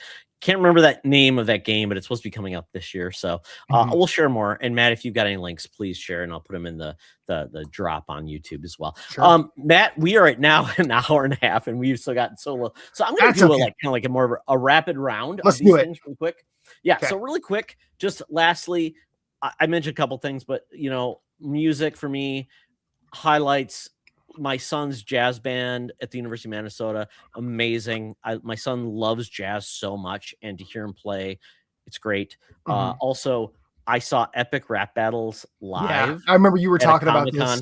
You were talking, That was yeah. so much fun. They were so great. They did so much just like crowd work and like just we talk about, like when a rap artist is really good, Mhm. they can do anything. And these Yeah. guys could do anything. So, it's not just a gimmick. They're not the Weird Al Mhm. of rap. They can really do it. They had a great time because essentially their equipment was not working. So I felt Oh, bad sure. for them. Like they didn't have the right cable for their Oh, that their sucks. system. So like nothing worked. I'm like, it felt like this feels like so weird that like your music is trapped because so much Mhm. of it is digital. So Yeah. it was very cool. And then lastly, I'm in this era, Matt, and you probably are too. We may not know when an artist we like may never perform again Yeah. live. So Yeah. I'm in this era of like, hey, I need to see them one more time. I did that Mhm. with Weird Al. I don't think I need to see Weird Al again unless maybe he Sure. does something weird and different. But I've seen Yeah. a stage show too many times. Went to a casino and saw him. Like it wasn't a great experience. Puddles, the clown was hilarious. He was great. Mhm. But Weird Al, I've seen this stage show too many times. But I want to do it one more time. But it was amazing to see Cake live. Cake is such a fun band. They Mhm. do so much with their audiences. They played at this small little venue, Matt, an outdoor Oh, yeah. amphitheater in this little town in Minnesota that I had not been to. It was such an amazing venue because it was beautiful. It was by a river. It was tiny. And the people I saw, then my son was several friends I had joked. They're like, oh, they're only going to be people of a certain age there. I'm like, really? So I ended up talking to so many young people there. It was so Nice. much fun. And that's Yeah. what I great. I'm like, and it's like, how did you hear about these guys? Well, I heard them a little like that is the cool part, man, Mhm. because certain bands can be timeless. Certain Yeah. bands can't. They can be Sure. timely, or of a Mhm. time or whatever. So yeah, Yeah. Cake was amazing. I love them to pieces. They're a part of my heart. And Oh, those yeah. guys just and they are wearing their heart on their sleeve about how are they stand politically, and it might not have been popular to some people in rural Minnesota, but man, they are doing what they're doing. Oh, So yeah. give Cake a high five. Yeah, exactly. Yeah. Yeah. I think that one of those artists for me is Tom Waits. I think he's done. Oh, Tom And Waits, man. yeah, he That's one of hasn't. those artists you're like, is he still alive? I think He's lived he pretty hard. is, but like, Yeah. he hasn't released an album in like 10 years, Oh, and no. he Yeah. didn't for his last album. I don't think he toured to support it, so I think Yep. that he's just done, which is fine. But But he's been he's been an interesting guy because, right? I mean, he's not just been music; he's been movies, yeah, TV, everywhere. yeah. His iconic voice. I mean, some of Mhm. his songs, like even just like holiday songs that are very melancholy. You know that one song that I think like was it that Christmas song he did, which is so iconic. Yeah. Which is what is that called? I can't remember the name. It's like, Crap. So for I some reason, know. Yeah. all I'm thinking of is Fairy Tale in New York by the Pogues, but I'm like, that's not Tom Waits. I know, no. It's Christmas Card. No, from a Hickory in New York. That's maybe the one I'm thinking of. But yeah, just so sad. Oh, But yeah, it's like so earnest. Christmas Card from a Hooker in Minneapolis. That's what it is. Yeah, so earnest, and it's just like, man, yeah. I mean, I remember when he was Renfield and Christopher Coppola's Dracula. Yeah. Like, who's this dude? And it's his voice, and I mean, it's like it's not Buster Poindexter either. No, it is not. No, it is Which not. I kind of like. Oh, are the same guy? No. Why is Renfield feeling hot? Am I the only one that's ever thought that way? I don't know. Nope, you are Maybe not. I'm not. You 100% are not. It's so weird. Yeah. I'm like, what's Buster Poindexter doing here? And then I'm like, who the hell's Tom Waits? Because I didn't know who he was. And then he's also Buster Poindexter was also, what's his name in another, was it David Johansen from the New York Dolls? Yeah. Exactly. So it's like, everybody gets to become they get to have everybody's cauliflower, Todd. Everybody is whatever they want to be. God. Yeah. We're all Ziggy Stardust, right? In the end. Right. Would we rather be Ziggy Stardust or Moby's song Made of Stars? Who knows? Exactly. Yeah. I'm gonna flip real quick to comic books. Yeah, love it. Because I started reading One Piece in 2025. Oh, really? You have a journey ahead of you, my friend. So I got 120 chapters in, and it got those chapters. I mean, like they're short. Their chapters are short. I mean, the chapters are really issues, short. Like 10 issues. Yeah. Like how long is the average chapter? So I think some of them were. I don't think they ever got as long as some of the Berserk chapters, but they were you're talking like at most 50 pages, and that's it's like Akira that became it became the phone book versions. And so I started reading that, but it got to the point where I feel like this is a story I could read with my son when he's like he's 6 or 7, because it's very fun. Yuffie and the crew are so hilarious, and then larger than life. If you start, but then it's deep. It's surprisingly deep. There's a whole lot of political messaging in there that made me I never saw this side of it when my old roommate was watching the anime, because the anime was really annoying to me.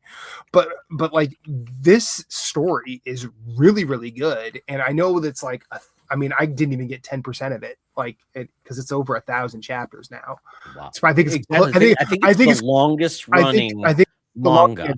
I think it's closing in on 1,400 chapters now.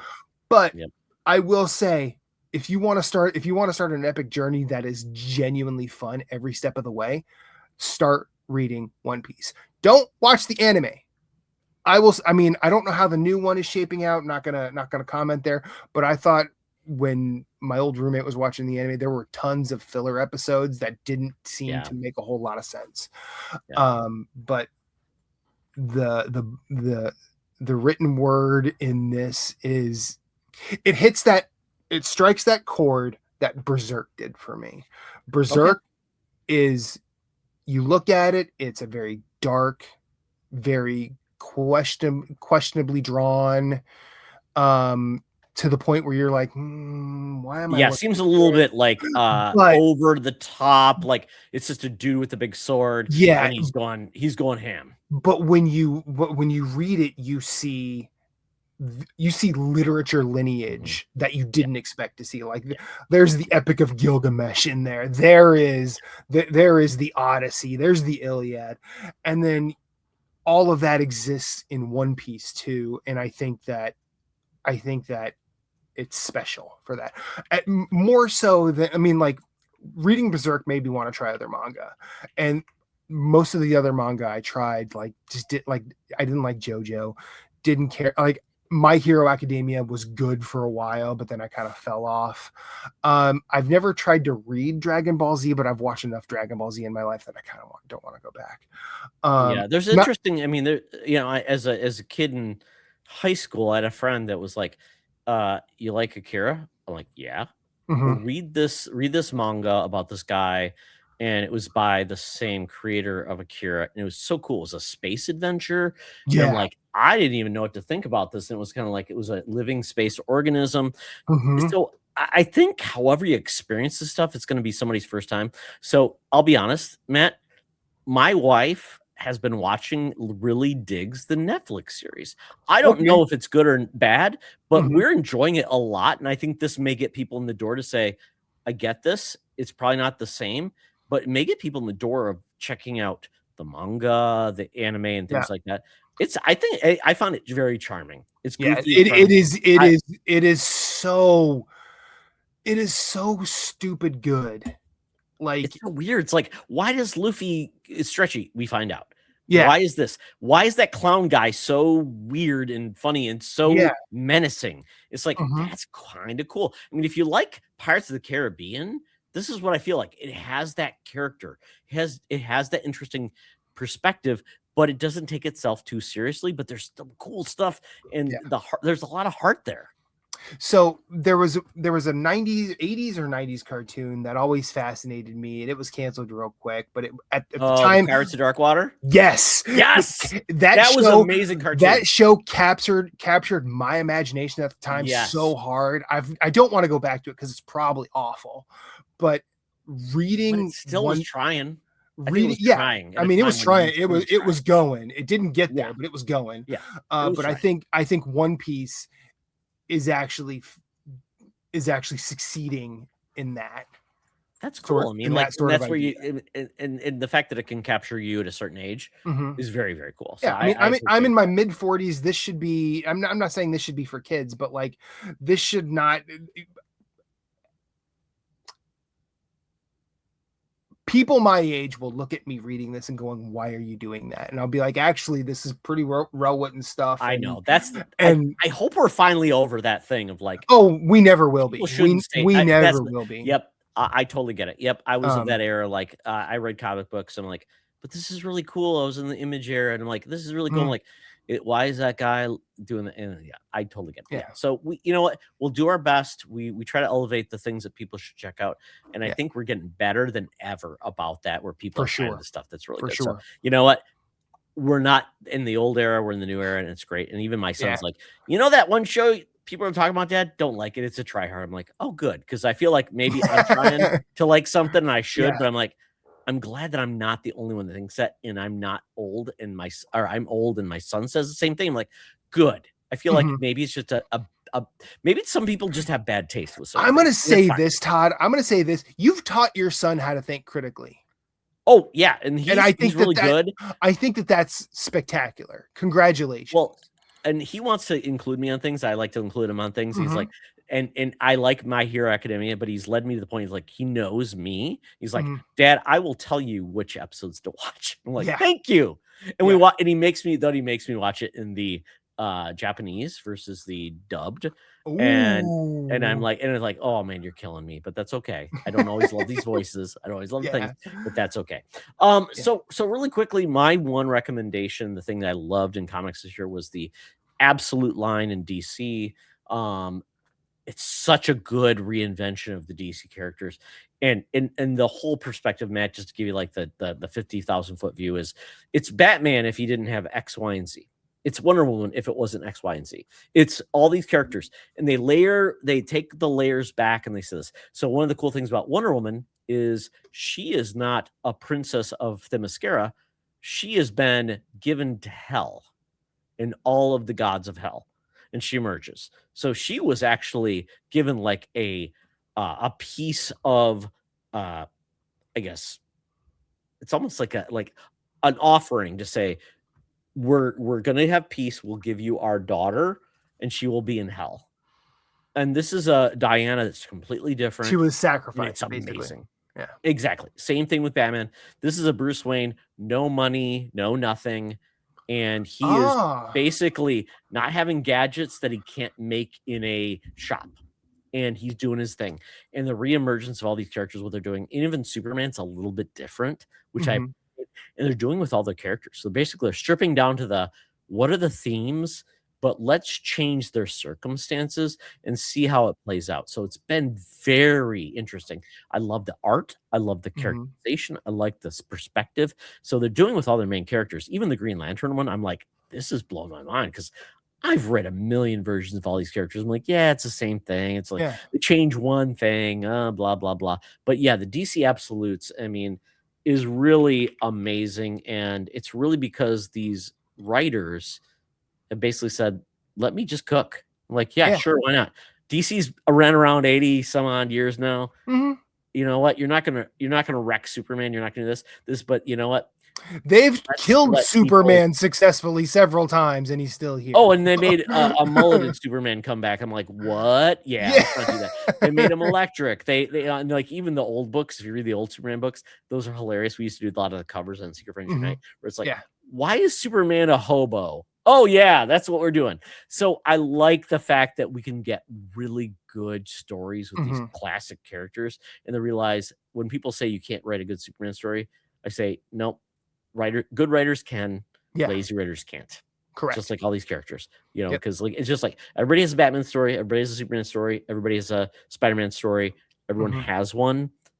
So Not let's all of read them are those. good. So yeah, absolutely. And you know what? I recommend it. So and this year, another thing I would say really quickly, we got a comic book shop within 2 miles of my house. It's amazing story arc, great shop, amazing Nice. folks. They're doing the right thing. They are supporting people and supporting stories and doing the right thing. So I love the fact that we have that now. So I am blessed because as a kid, I had to go to my drugstore, Revco, back in the day, and hopefully something was on the spinner rack that I could find. Pharmacy spinner racks. Yep. There you go. Yeah, Yep. exactly. I want and Matt, my holy grail is to get a spinner rack eventually. So we'll find it, we'll see it. I can make that happen. Hopefully. Oh We'll yeah. see. You can get a Yeah, spinner rack. You can yeah, 3D yeah. print a spinner So rack. well, if you have a 3D printer and like, oh yeah, Sure. 5 years later. You Yeah. So you really you know quickly, folks, Todd. I know yeah, you do. yeah. Yeah, I do know folks, but it's like that would be like, ooh, we'll see. So really quickly, best experiences you had. This one's open like events, travel, concerts, whatever. So really, mine are going to be more like very quick hits on these, just Go because right I'm like ahead. not going to show you them. I have a But really, couple, but I go ahead. I want you to so start because I really, want to hear about Cubs game at Wrigley Field. well, this is kind of cool. Yeah. So I've been to Chicago for like cons and things, but not experienced Chicago. I have drove Okay. through Chicago many times from Michigan to Minnesota, but I have not. My parents never went. I'm like, so I feel like I gotta experience Chicago. So Yeah. we did Second City, we did, Oh, like nice. the Miracle Mile, we did the thing, all these cool things. And it was like probably the hottest, most humid day in Chicago. Horrible, but we had a Oh good yeah. time. So I did that. But I had to go to the Cubs. I had to see the Cubs. I'm a baseball fan when I'm there in attendance. I'm not a baseball fan that I watch things, but I Mhm. appreciate the I appreciate the art and artistry of baseball and what it means. And being in Wrigley Field, a classic stadium, was amazing. We got to watch an amazing game. We had a lot of fun. We got to look around just evenly look like those old houses that are there, and you got people that have put like seating in Mhm. those like apartments or Yeah. whatever to see the game. And I'm like, are they allowed to do that? And I'm like, Probably it's not. just yeah, and then the music, everything we did, we had a great time. So I'm Mhm. so glad I finally got to do that. It's one of those things like I love tradition in a way where how does it maintain considering baseball is kind of like not for everybody these days. It's No. obviously not the sexiest game, No. but it still brings people in. And I always tell people, hey, you need to get that like little baseball hat with scoops of ice cream. Oh yeah. Oh Oh, yeah. As that's a what you do. 46-year-old man, next time I go to the baseball, that's on the itinerary. Like Yeah. usually first. But So but do yeah, you want to go to like I mean, have you been to the Phillies stadium? yeah. Have you been to Oh like yeah. yeah, okay. Yeah, yeah. I'm like you. I'm not a baseball fan, but I love a trip to Yeah. the ballpark. I Oh, love being at a sporting event, I I think sometimes, well, is good enough. I will say going to a pro football game sucks. Oh, I won't do that. It's Like it's too awful. expensive. You It's don't too see much on expensive. the field. It's too Yeah. expensive, and you don't realize how long the breaks are when you're watching it on TV And like, because what am I even watching? I get you've left the room for the distracted. commercial you've Yeah, left the room yeah. for a commercial break. But like going I do not like going to a professional football game. Professional basketball, fun as hell. Yeah. Uh Yeah. That's what I'm professional talking about right there.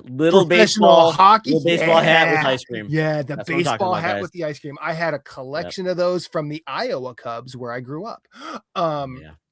Yeah. but I will say, the best professional sport to watch live is actually hockey. Oh yeah, Hockey absolutely. hockey is And everybody has any hopefully level. everybody has a small town team, Oh, yeah. and go there. I thankfully I'm near the Wild, so I can see Mhm. the Wild. I can also see them at the University of Minnesota. I can Yeah. see the University of Minnesota, where my son goes, take on my team, Michigan State, play hockey in the state of hockey. So you know Yeah. what? We're lucky. Yeah, Yeah. it's a good feeling. Yeah. I Um. mean, I've always been a Flyers fan. Well, not always. I was a Whalers fan, Oh, then they but you know what? disappeared, and then I What? picked the Flyers. But but yeah. Yeah, but you know, Matt. You know what? It all makes hockey good. Gritty. Oh, 100%. Gritty is the second greatest mascot in the history of Western civilization. So wait, so I'm gonna pull up Gritty. So everybody who may not who If you don't know Gritty, he is basically the coked out child of Animal from the Muppets. well, I really thought at one point like Gritty was not gonna make it, but I think he's been braced. Oh, so Philly loved him from the rip.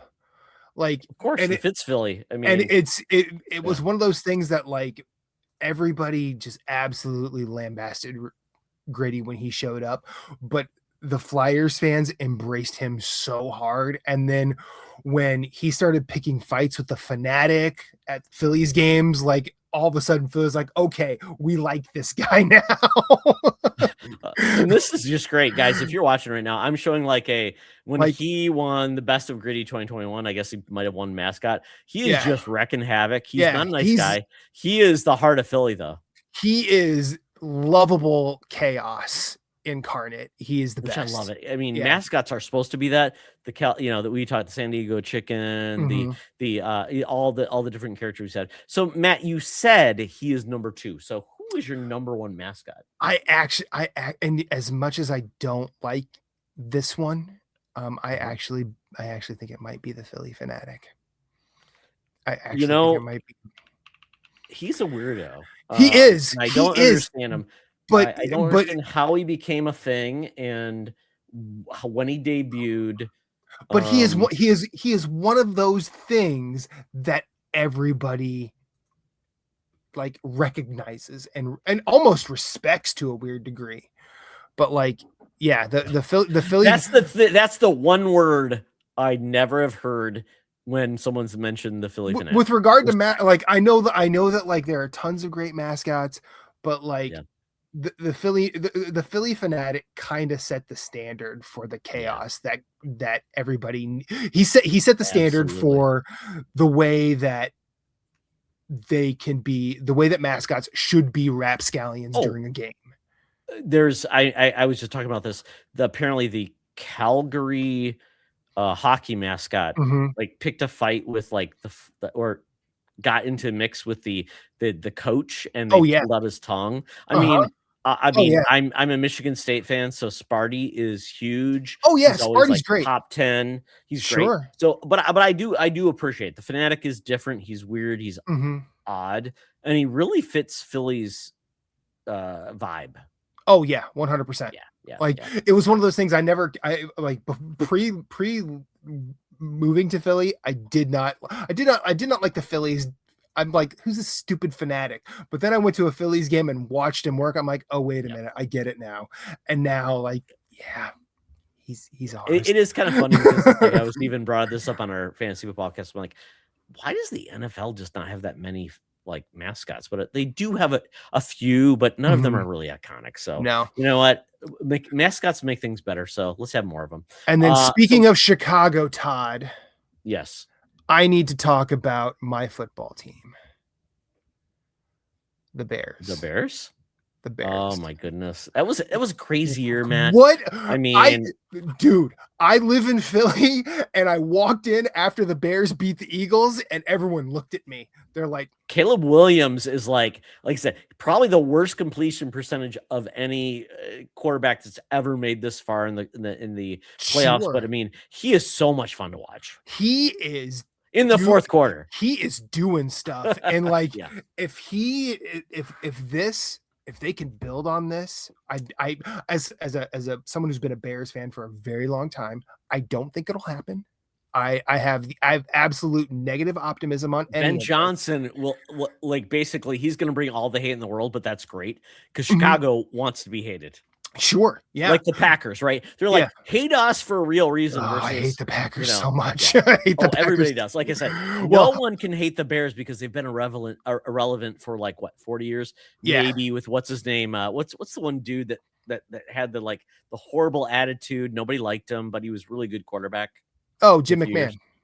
No. After that, we're talking with Brian Urlacher, that team, that squad. I don't know. They were so bad for so long, and I got to the point where I didn't even want to watch anymore.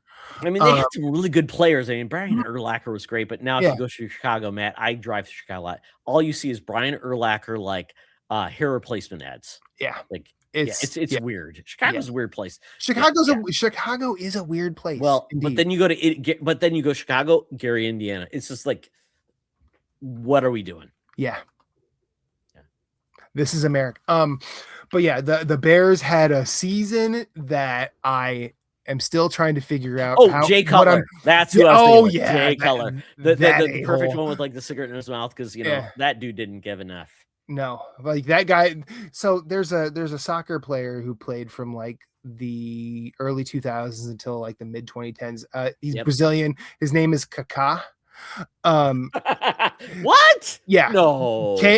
So Brazilians always give themselves names.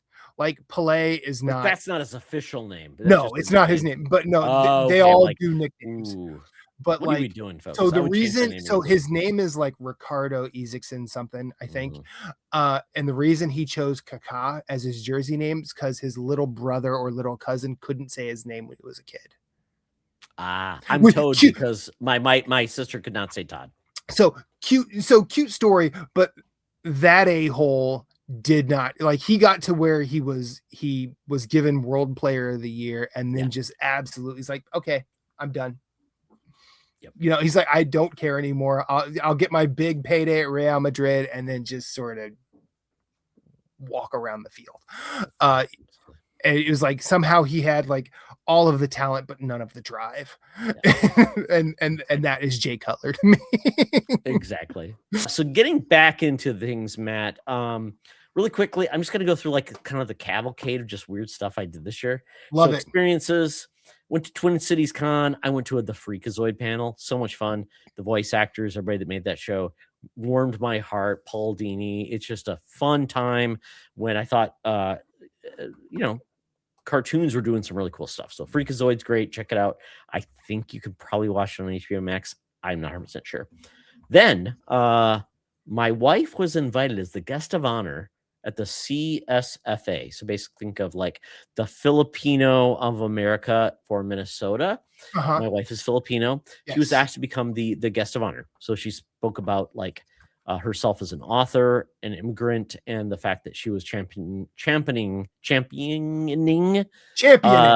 libraries and not banning books. So my wife has been a big advocate of that. So it was awesome to see her on stage, being impressive in front of her peers and her culture. So that was amazing.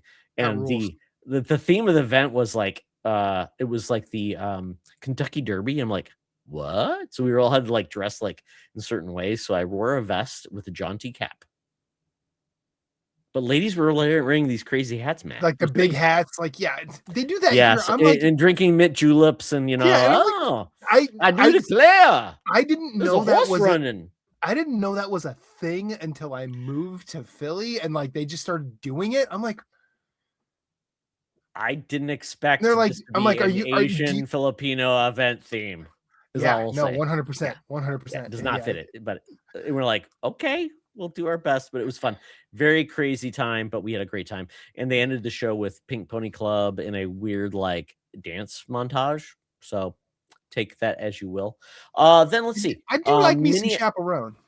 Oh yeah, and she's very fun. She's very Mhm. interesting. Even Guar just did a cover of that on like another event, which was very fun. Guar's, Guar yeah, rules.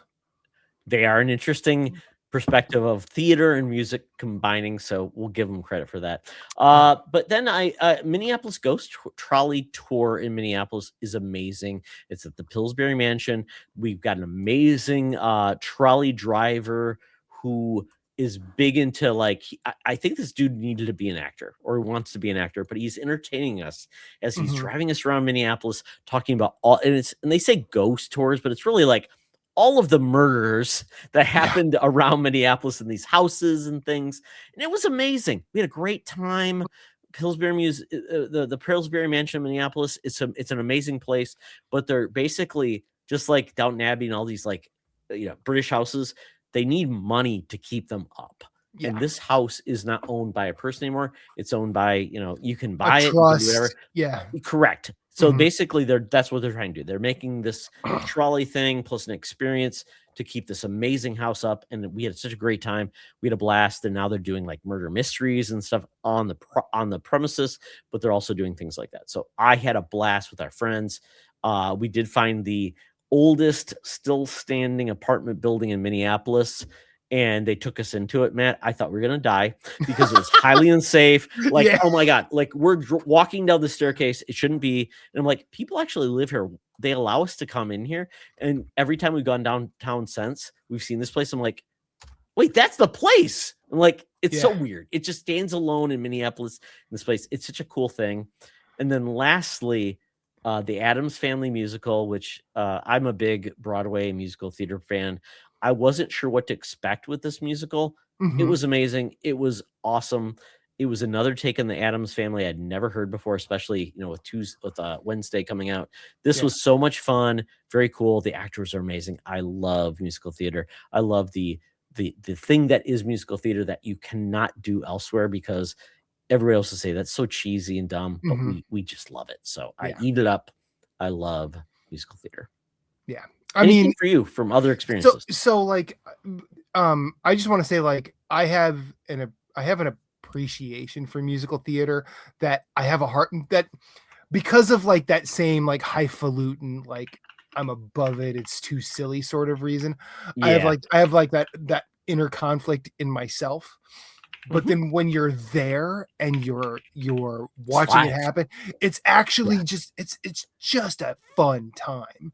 Um but It's a vibe that yeah, you kind it's of have to it embrace is one of those things that like if you're not there, if you're not there, it's easy to not like it. But if you're there and everybody is working, everybody's doing it well, like all of a sudden you are just transported into whatever universe the cast wants you to be in. Um so I don't think it wasn't really musical theater. I think they performed one song, but I did see a Golden Girls play, Oh, those are so much fun. and I did a Brady Bunch one back in the day, it like in the was 90s, Matt. It it was was fun. it was 4 dudes in drag Mhm. Yeah. as the Golden Girls, and they absolutely nailed it. Like they got Blanche right, they got Sophia right, they got Rose right, they got Dorothy right, they even got Stan right of all places. But Oh, it was Stan. yeah, Oh, I love and Stan. He's it the was best. it was it was a continuation after like even the Golden Palace, like Oh god, the Golden and Palace it takes with, what's his name? Who's the one actor like, "You're in this? You're like an yeah, Academy Award." Don Cheadle. Don That's right. Cheadle, Don yeah. Cheadle was in it. But Like, what? it was a continuation, and they're making meta jokes. They're like, Sophia, you were how old when the show went off the air? How old are you now? Yeah. And Sophia's like, none of your business or whatever. Yeah. Yeah, the last continue, so But good. the writing on that show It is it's so good. it's unfair how good this Yes. is. Yes. And like I love that Sophia is like dealing um erectile dysfunction drugs at Shady Pines. Like it's so Yep. good. It's so Yep. good. And That Rose is our Minnesotan heart. I mean, Yeah. And you then know, from St. Cloud, Minnesota. they create a dating service for senior citizens called Creek. And the Nice we alert are joke with Madam Web, Matt. and Remember that? We used to come up with like, yeah. the alerts are just old wooden squeaky doors. It's so good. Yep. Yep. But yeah, and yeah, oh, it wasn't really a musical theater, but like you talking about the Addams Family just made me immediately think of that. So I sent you a Discord image. I'm gonna do this because I got back into a tabletop game this year called Guild Ball.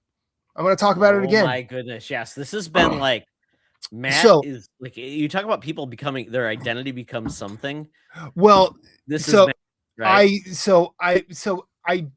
I even said that on BlueSky. I'm like, yeah, Guild Ball. I am all about Guild Ball now. Like you're like an ambassador, Matt. Like you're not just like the So, dude. I've Yes. got some news, Todd. You've got proppers. Oh my So goodness. I played this back when it was originally released in 2015. I didn't get into it till like 2016, but it's board game soccer with fighting, and all the teams are themed around medieval guilds. They released so the company that made the game canceled the game in 2021, like they weren't going to support it anymore. A community project started. They ended up gathering steam, keeping games happening, keeping tournaments happening, and they ended up making their own goddamn guild called the Lamplighters. Lamplighters are fun. It's a great. This is a fantastic rule set. I could go for hours. I'm not going to here, but 2024, Steamforge picked it back up and said they're going to think about maybe possibly putting money towards Guild Ball again. 2025, new guild comes out. It is the Lumberjacks. I've played with and against them. They're really fun, really interesting. I think the theme is really good. But I got back into it like August of this year, and instead of I didn't have any, it took me a bit to find people around me in Philly that play. So I ended up just playing online tournaments digitally. And I started, meeting people, making friends, and I said, "Hey, if you ever just want like a casual game, I want to play as much of this as possible." Like most of my nights since I got back in have been playing Guild Ball online till stupid early in the So when morning. you play online, is Mhm. there like so what I'm showing right now is just people playing with like physically on with other people. Is there a digital version? So yes and no. I'm going to show you what online Guild Ball looks like. At least one of Send the me a link. modules. I Just will put it give up. me Yep, just put it in the one chat. second. I just got to find it. Yep. Yep. So there is a Twitch channel called Guild Ball de Primera. They are Argentinian Oh my Guild Ball god, it's players. like the what is the one La Liga or whatever La Yeah, Liga version yeah, of that's Guild Ball. that's what they're doing. La But Liga. Yes. so this is what Guild Ball looks like online. I sent it Have to you you on put it? Where Discord. did you put it? I put it on Discord. Discord. Okay, not in the chat. Okay. Here Good. here it is in the chat if you want it. Okay, okay. Whatever you want to put it, I will put it up. Do that. I've got a link. I will do this. So, folks, just remember, if you're, I would say, watch the show versus listen. But if you're listening, then watch the video. So Yeah. let me put this up. So here we So go. now Here it is. the people that put this on, they're in Argentina, and so it's all Spanish. Okay. But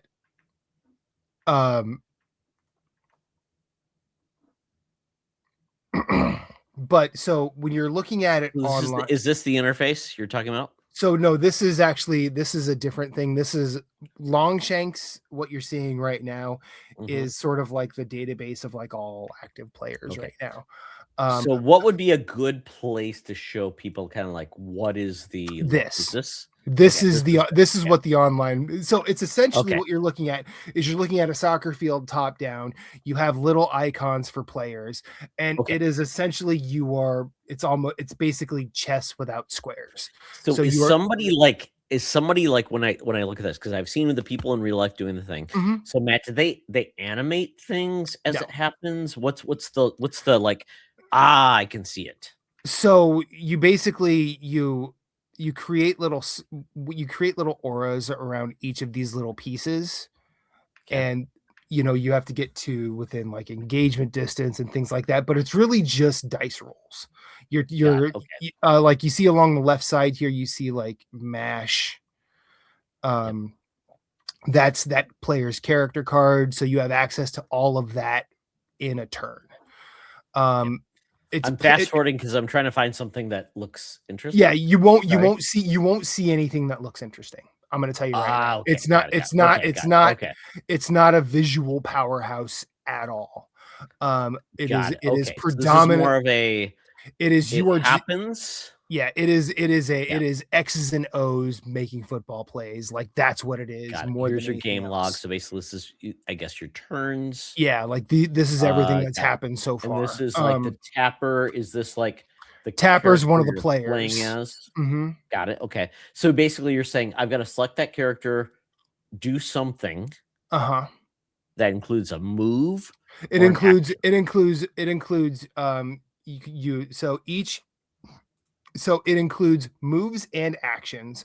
Okay. Each character can only move once, and the actions they can Got it. perform are based on how much influence on the game you've allocated at the beginning of the turn. Okay. So That gets so it. so I'm gonna temper your excitement about this. Sure. So Matt, Yeah. in regards to this, so uh I get that it's very obviously engaging Mhm. to certain people. It, Sure. it requires a certain personality, Mhm. things like that. So I would say this. What is the one thing you'd say? If this sounds interesting to people, what should they do next? In terms what do you mean, what should they do next? Like, in terms of, like, Like in getting into regards it? to like, I want to get involved in this. I So, want to learn more. What's I'm kind of like, getting there. it's like what is the So nerd 101, like, so hey, do this next. the nerd 101 thing Yeah. to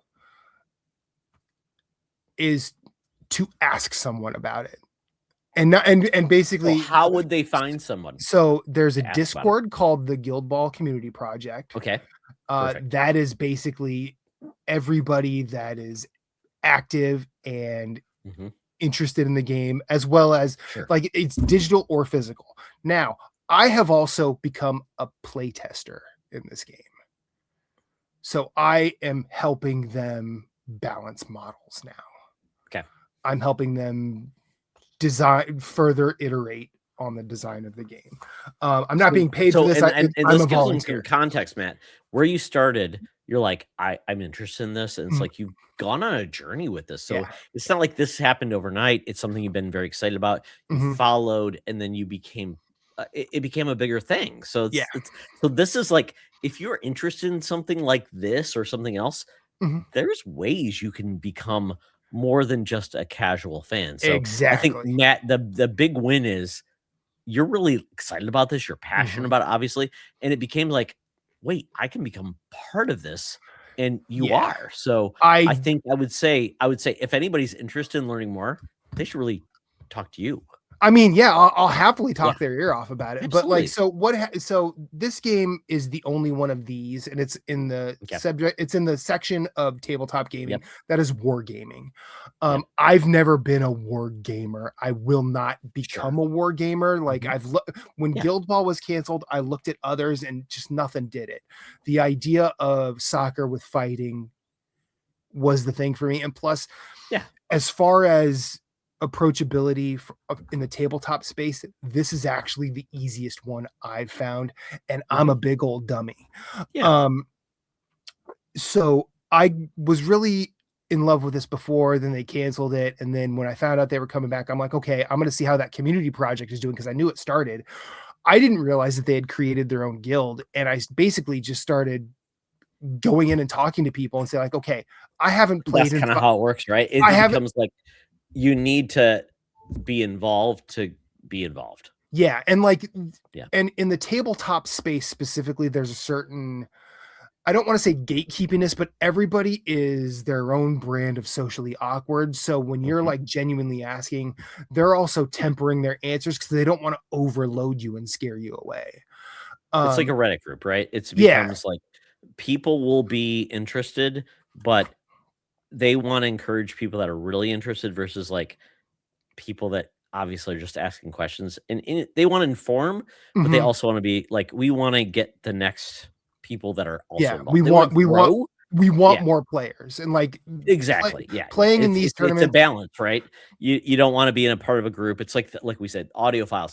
We want people to like more vinyl, but we don't also want people to be like assholes about it, so Exactly, it really is exactly. it's a interesting balance, right? So the community project helped me find Yep, people locally to me. I've played yep, physical games with them, and I've yep, got a crew of people who want to grow the game here.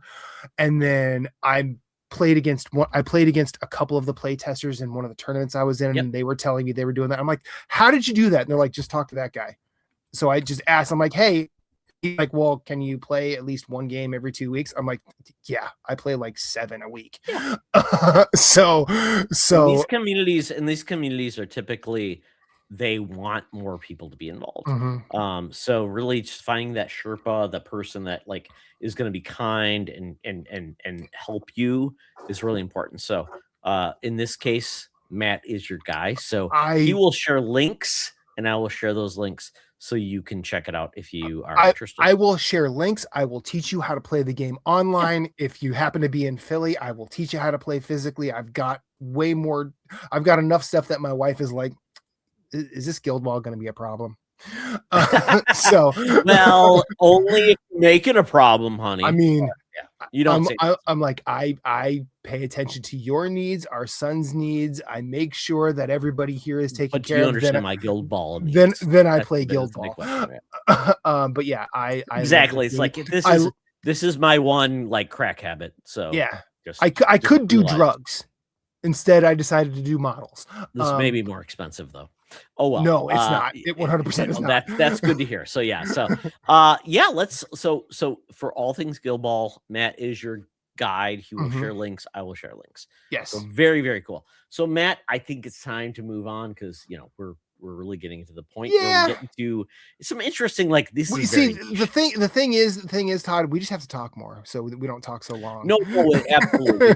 Trying to condense what we wanna talk about and share is so crazy that we realize, wow, we're just too broad, but we Yeah. also love to just go deep We in like too fun many stuff. things, Todd. We like too many I know. things. That's my problem. I am a like I said, I that's why I don't play as many video game that's why I don't do as many things as I wanna do in all the things I like. I do a Yeah. little bit, and I would like to do more.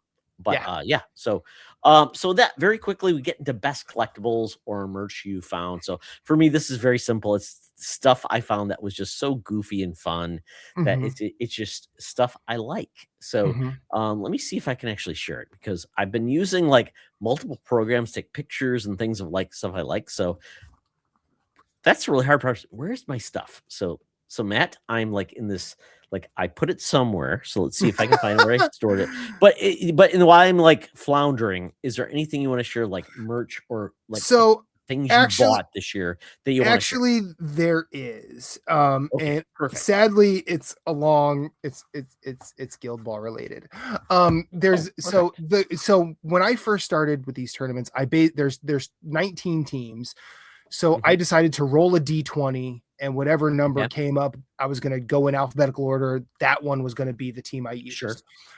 Okay. First tournament was the Butchers. I hated them, so I'm like rolling again.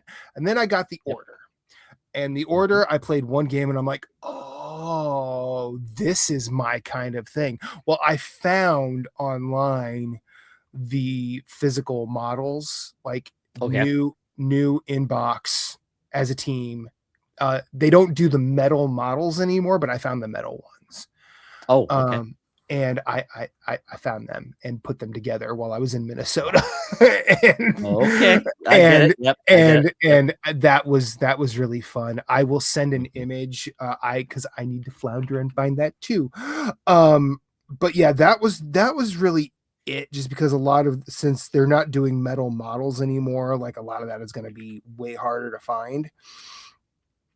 I do like that the company Steamforge did put everything as 3D printable STLs.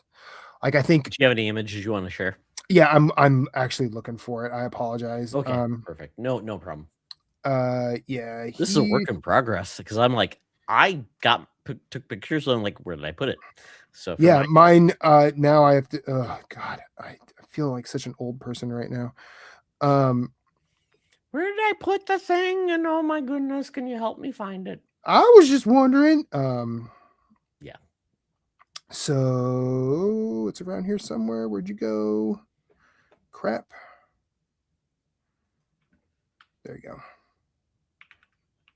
I sent it to you on Discord. Okay, great. Let me bring that up and I'll share the image because that's it's going to be on its side, but it is what it is. But like, yeah, they're doing 3D printing. They have most of their entire line up on myminifactory.com.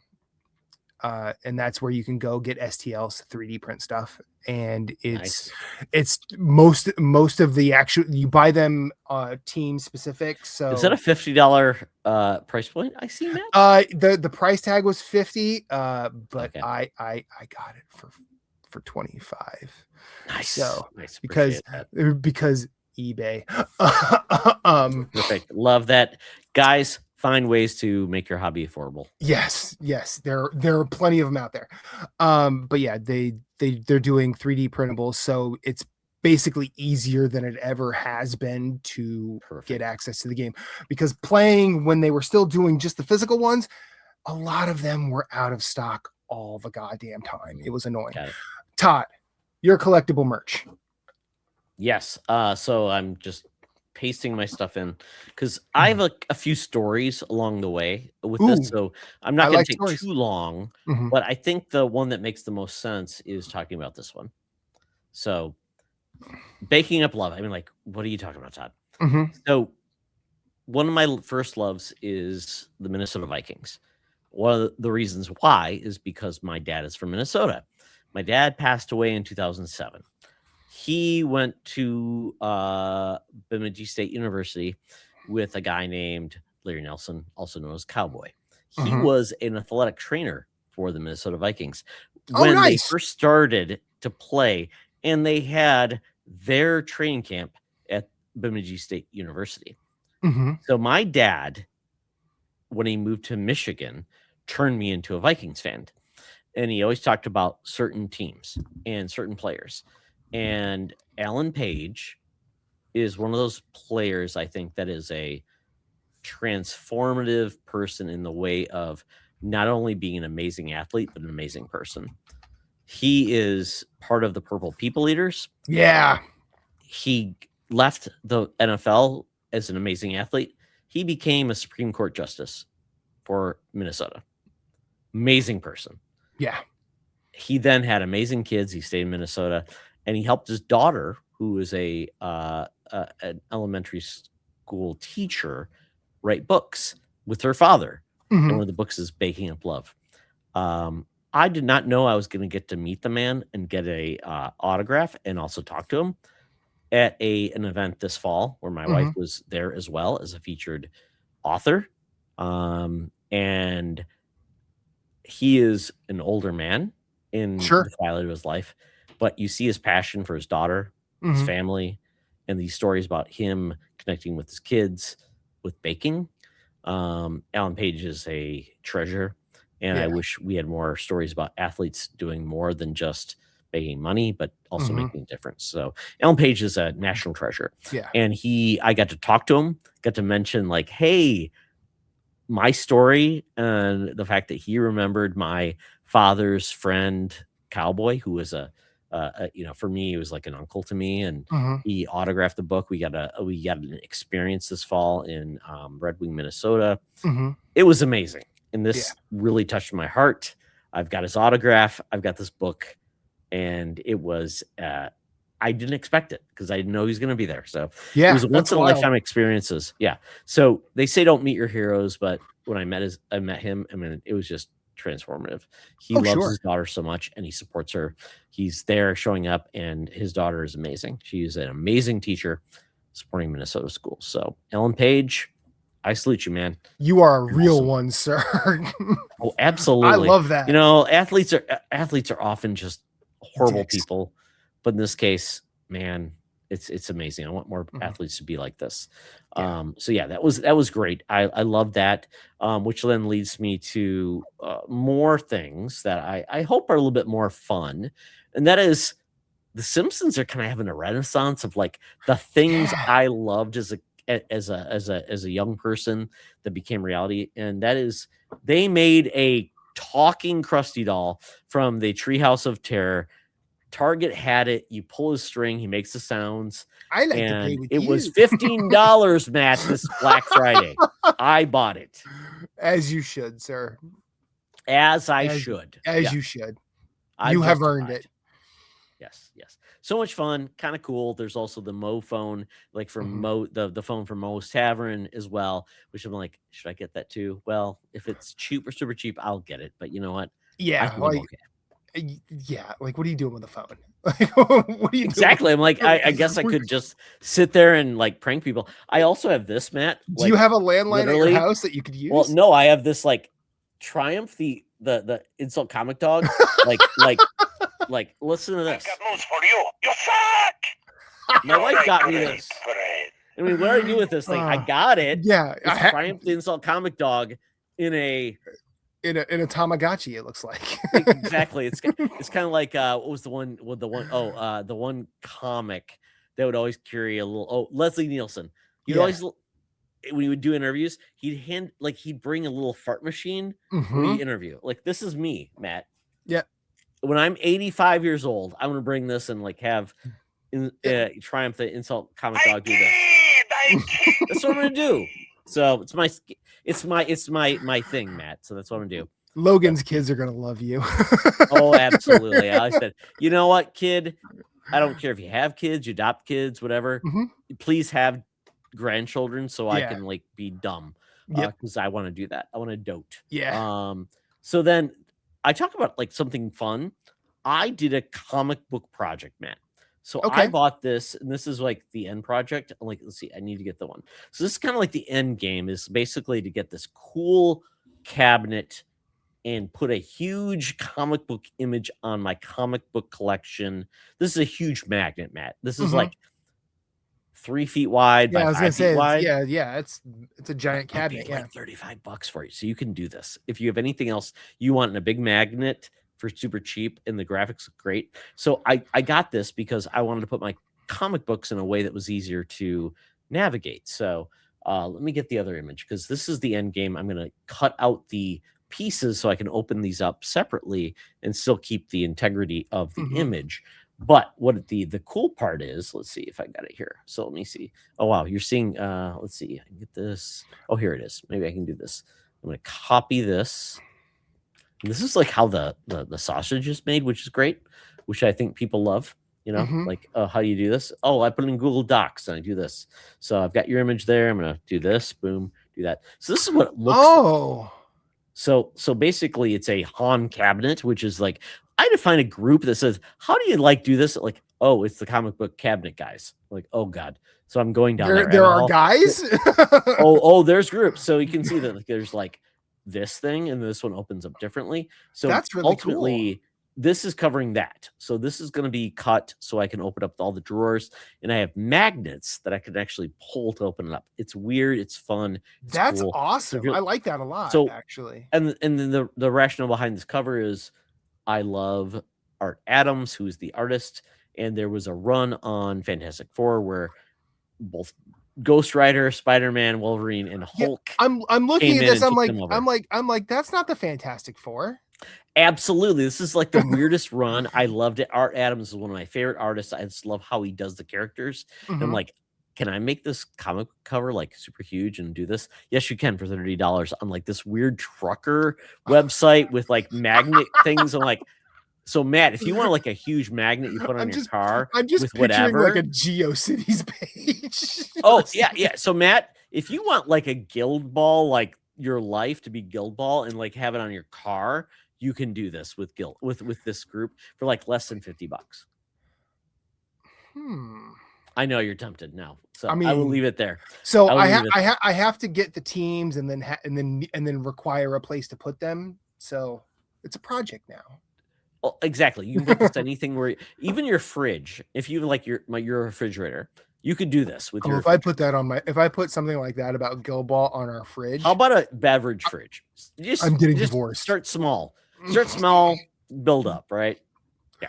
So I think what I would do is I would get right now there are 19 teams in Guild Ball. Actually, I think the Lumberjacks are 20 now. Yeah. I don't remember off the top of my head. Yep. But if I were to do that, it would be like a little cabinet where I keep all the models, and I would put that on the outside. I don't know what I'd put, like, because I wouldn't want to just put my favorite team or like the team that I main, but I would probably do like some art, some composite art of like a lot of the players, because there's the other thing about Guild Ball is there's really good lore. Like the stories in it are really good. But that's a really cool idea, and the fact that there's just there are cabinet guys that do this, like, I love that. Oh, it's weird. It's like, and that's the great thing about like social media. I know people like, oh, it's the ruination of man, but I would say you find groups that are like they just want to have fun with what they do. There's places to find that. So yeah. And then lastly, an artist I love, Aunt Lucia. I got to meet him at the Twin Cities Comic-Con. He does amazing art. It's beautiful. He does a calendar every year. This year, like, he did the calendar for like the serial characters, like the General Mills characters, but he made them very like beautiful, amazing. And he did a line of DC characters called the Bombshells. That was kind of like characterized like the, think of like the canopies on like World War II fighters. Yeah, they're like this is Wonder Woman as a pinup, essentially. Absolutely. The the Betty Riveter. Yeah, exactly. What her name? I forget. Yeah, Betty the Riveter. Thinking like we can do Betty Page, like that. That's who it is. Yeah, Betty Page. Betty Page. Rosie the Riveter. Rosie the Riveter. Yep, those things. And then he also did a comic book. He did a calendar this year of like all serial characters, like Captain Crunch, but as a sexy pinup woman. Amazing guy. I'm trying to get him on my podcast, really, because I love him to pieces. He's amazing. But I bought this piece. So he and I and my wife, we talked, and like this is the piece I bought. It's acrylic. It's just like a stand-up. And I'm like, I love his art. It's so vibrant, so wonderful. It's so great. So this is one of the other pieces I bought. I'm like, I love this. It's small. It was like $40. So yeah, I would say if you ever go to a con, find an artist, buy stuff, and display it. Yeah. 100%. Do that. 100%. Absolutely. Yeah. Like I love that particular piece because it made me think of like so many other things apart from being Wonder Woman.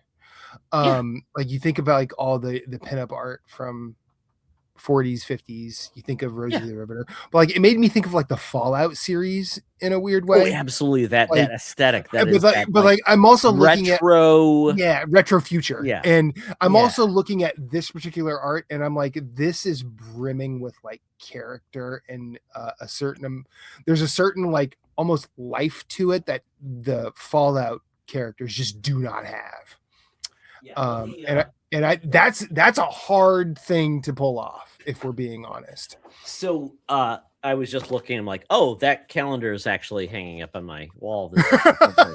It's actually expired, but I mean, you can just see, like, even at this point, it's like the Boo Baby. So this is like, my God, that's Boo Berry. Yeah, this is like Frank and Betty. Nice. yeah. And there's a lot of these, like the Lucky Charms. Oh no. So it's a great calendar. I'm like, every Lucky Charmer looks like amazing. something out of Peaky Blinders. That's awesome.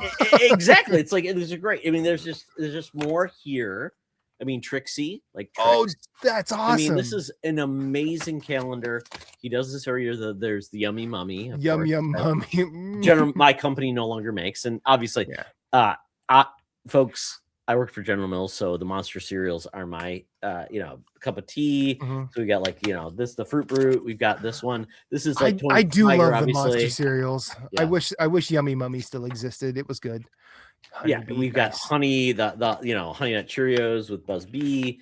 We've got the Cookie Crook. Oh, Yeah, I mean this is just such a fun. that's good. So this is a good one because it's actually Which one is that? this is Carmela Creeper, who is a new addition. She was a zombie DJ, Matt, for the Monsters. She's brand new, so yeah, I know. I got to keep up on the lore, and then we've got Chocolata, nice. I was waiting for. I was wondering what Captain Cutie. Cutie, okay. Yeah, and then we've just got nothing. So, they kind of look like they belong in Guilty Gear somehow. Oh, it is totally like so good. What's the old era of the sexy goth chicks in the streaming era? It was like that era. Geez. That's the characters. Yeah. What was it? The Demon Girls or whatever? It was something like that. But yeah, that's what we're talking about. I love To Pieces. It's so fun. The cheesecake, it's all fun. Yeah. I love the fact that people are embracing that culture. Adam Hughes is another artist. If you want to look him up, he does the same thing. His characters are amazing. So, Matt, that is it for this episode. We got one more. We got one more thing. Okay, you're holding me accountable because I'm like, maybe we don't talk about that. But yeah, we got to look forward. We got to look forward. What are you looking forward to? Okay, so the fun part is I've already bought a couple of tickets for things going forward this year. So I will say this. My son is the hugest fan of Bruno Mars. He also loves the band that he has with Silk Sonic. Yes, he loves Silk Sonic. I'm like, son, I cannot afford the Las Vegas that thing, but we bought tickets to the Bruno Mars tour in Minneapolis. It's going to be at the stadium. The Viking Stadium, which I've never been for except for a marching band competition, Matt. I'm such a geek. I took my son to that, and that's obviously now where he's leaning. So that is what I'm looking forward to. And also, my buddy from Washington State, he is coming down with his family, and we are seeing My Chemical Romance, the 25th anniversary of the Black Parade, right? Yeah. Yes, they're performing as well. No, the Black Parade came out in 2006. Is it 20 years? It would be 20 years since the Black Parade, but so we're seeing that. I'm like, you know what? It's of a time, and I'm like, why not? I'm like, sure. Tickets weren't that expensive. We're going to go. It's going to be fun. So I'm excited for that. And obviously there's some other things I want to do, but those are the two events I'm very excited about. I want to see more bands. I want to see more concerts. I want to do all that. But those are the two things that I'm aware of that are on my radar.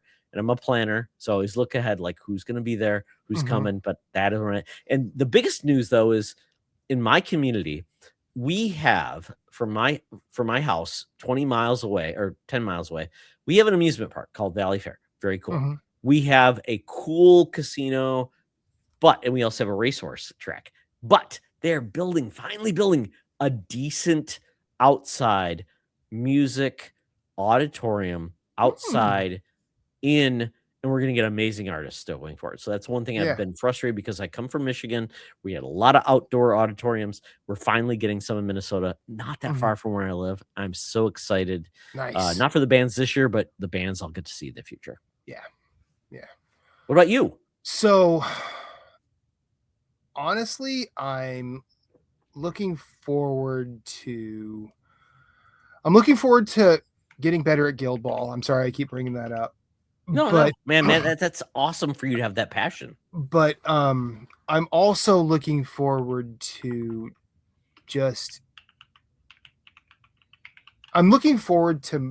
growing with my diagnosis that I mentioned earlier.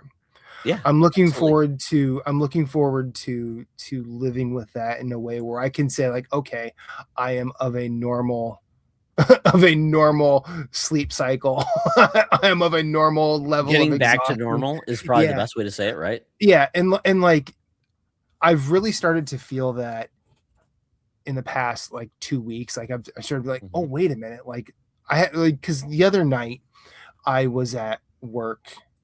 Well, it's Saturday night now. I was at work until 2:30 in the morning on Wednesday because I was and you work because I shift, like those hours you work obviously are challenged to begin with. yeah, like Right? I'm noon to 10:30 4 days a week. Yeah. But when I'm on call, like if things are going on, I have to stay. So we had a case. We had one of the more challenging cases that I've seen since I've been in this job. And Matt works for the medical industry. Yes, I'm an X-ray tech that stands next to brain surgeons all day. Yes, you are simplify it. critical in that thing of basically diagnosis, early detection, all those things as things are happening. Yes, and it was that day that like I went home, I got a few hours of sleep before my son woke up, and like Reba had been up and down with him all night, so I had to like take over, and I immediately realized like, oh, I'm not dead right now. I am alert, and I'm with it in a way that like even 3 months ago I probably wouldn't have felt like that. So I'm looking forward to getting that and more in 2026 finally, after so long of just thinking that I just had to tough it out. Yeah, it's that experience of like when you can say like, I don't have to just accept. Yeah. It didn't have to be that way. Exactly. And it's like, wow, it feels so cool. So Mm. I think the big message is like we're all on a journey, and don't assume your journey is over and just the what you've got is where you're gonna be. I'm on a journey where my wife says, what's next with your CPAP? I'm like, maybe it's that insight thing. And I scan a thing and I'm like, I don't know what that means. And maybe I get the right medication that makes me be more effective, a better Todd, where I'm like, I'm not crazy, I can't focus, and I'm full of anxiety, and I'm like, I'm worried about all these things. I'm like, I just want to make good stuff and make people happy and talk to cool people. That is my main goal. So I'm very excited. You ever watch Ted Lasso? I love Ted Lasso. I bought Ted Lasso biscuits when I was at the Warner Brothers studio. And they're amazing. They're very tasty. They're very good. But I do believe. I believe I am all about that goldfish life. I'm also I'm a firm believer in what Ted was, and like you got to embrace your past. In like his therapist life. I've found the best therapist in the world. She is the sauciest lady in the world, Matt. You would love her. She is like, oh my God, we get each other so much. So, folks, if you tried therapy and you didn't have the right person, try again. Yeah. Because when it works, it works. Yeah. You don't dread it. You look forward to it. Yeah. I tried it in 2023, and that therapist was not right for me. And then I found my therapist now in March, and I love her to pieces. Oh yeah. But what I was doing with Ted Lasso is like, think of the Higgins quote. It's not about being perfect. It's about getting better. You have to be willing to ask for help and accept the help. A quote I often say to my son, because he is dealing with ADHD. He also deals with perfection obsession. And I said, the best thing you can do is think about progress over perfection. Are you getting there? It doesn't have to be perfect. But if you're worried about perfection so much that it halts you from progress, that is the problem. Yep. So most people are not expecting you to be perfect. But if you're halted, that's not acceptable. So you got to live with life. I mean, I'm going to accept your limitations, but it can't be limiting you in life. It's just rough. So yeah, being a dad of a 20-year-old is so different, but it is crazy. It's fun. It's interesting. And it's amazing. And love your kids the age they are. But the long term is you're crafting someone who's going to be amazing. Yeah. So enjoy it while it lasts, and take them to Super Nintendo World, Matt. Oh my God. We had so much fun with my son, and he loved it. And Matt at a 20-year-old, and he's like, Dad, you have to do this thing and this thing and this thing. He's pure gamer. We got stamps we got to collect. So I'm like, holy God, that's great. Because I'm like, it's so cool to see him at this age.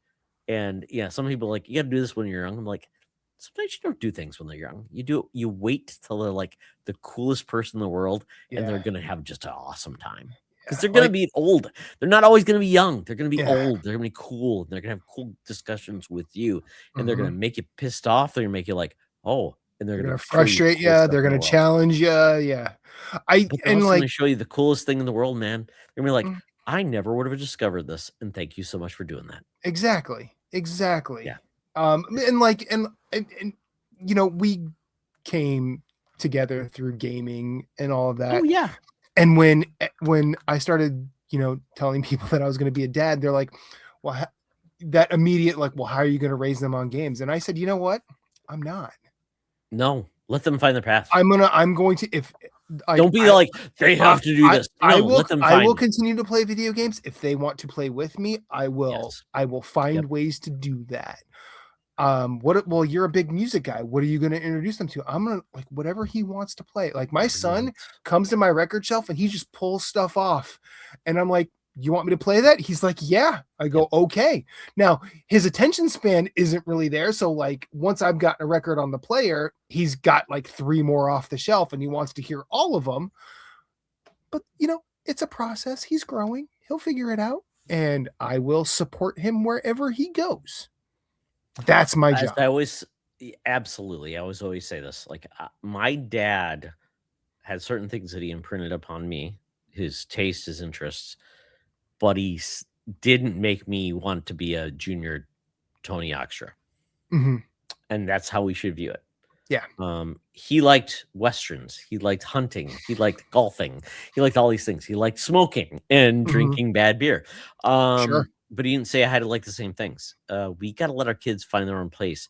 You can't make your junior kids because they're going to push back and they're going to be disappointed. So find what they like. And you know what? You may just be so excited because you find something cool you may like too.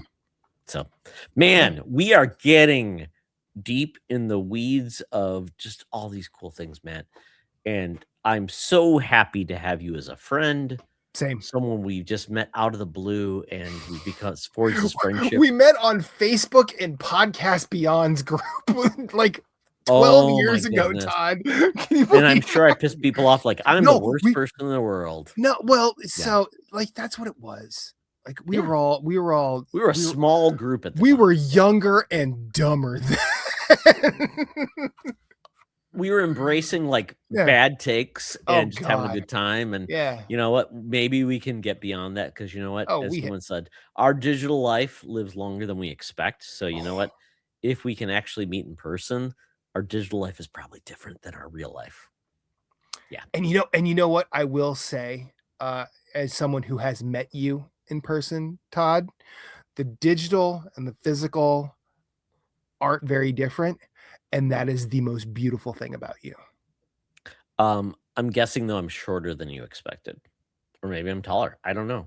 I'm 5'4". So here's the thing: as someone who met a lot of folks in those groups in person, everyone was always shocked at my height.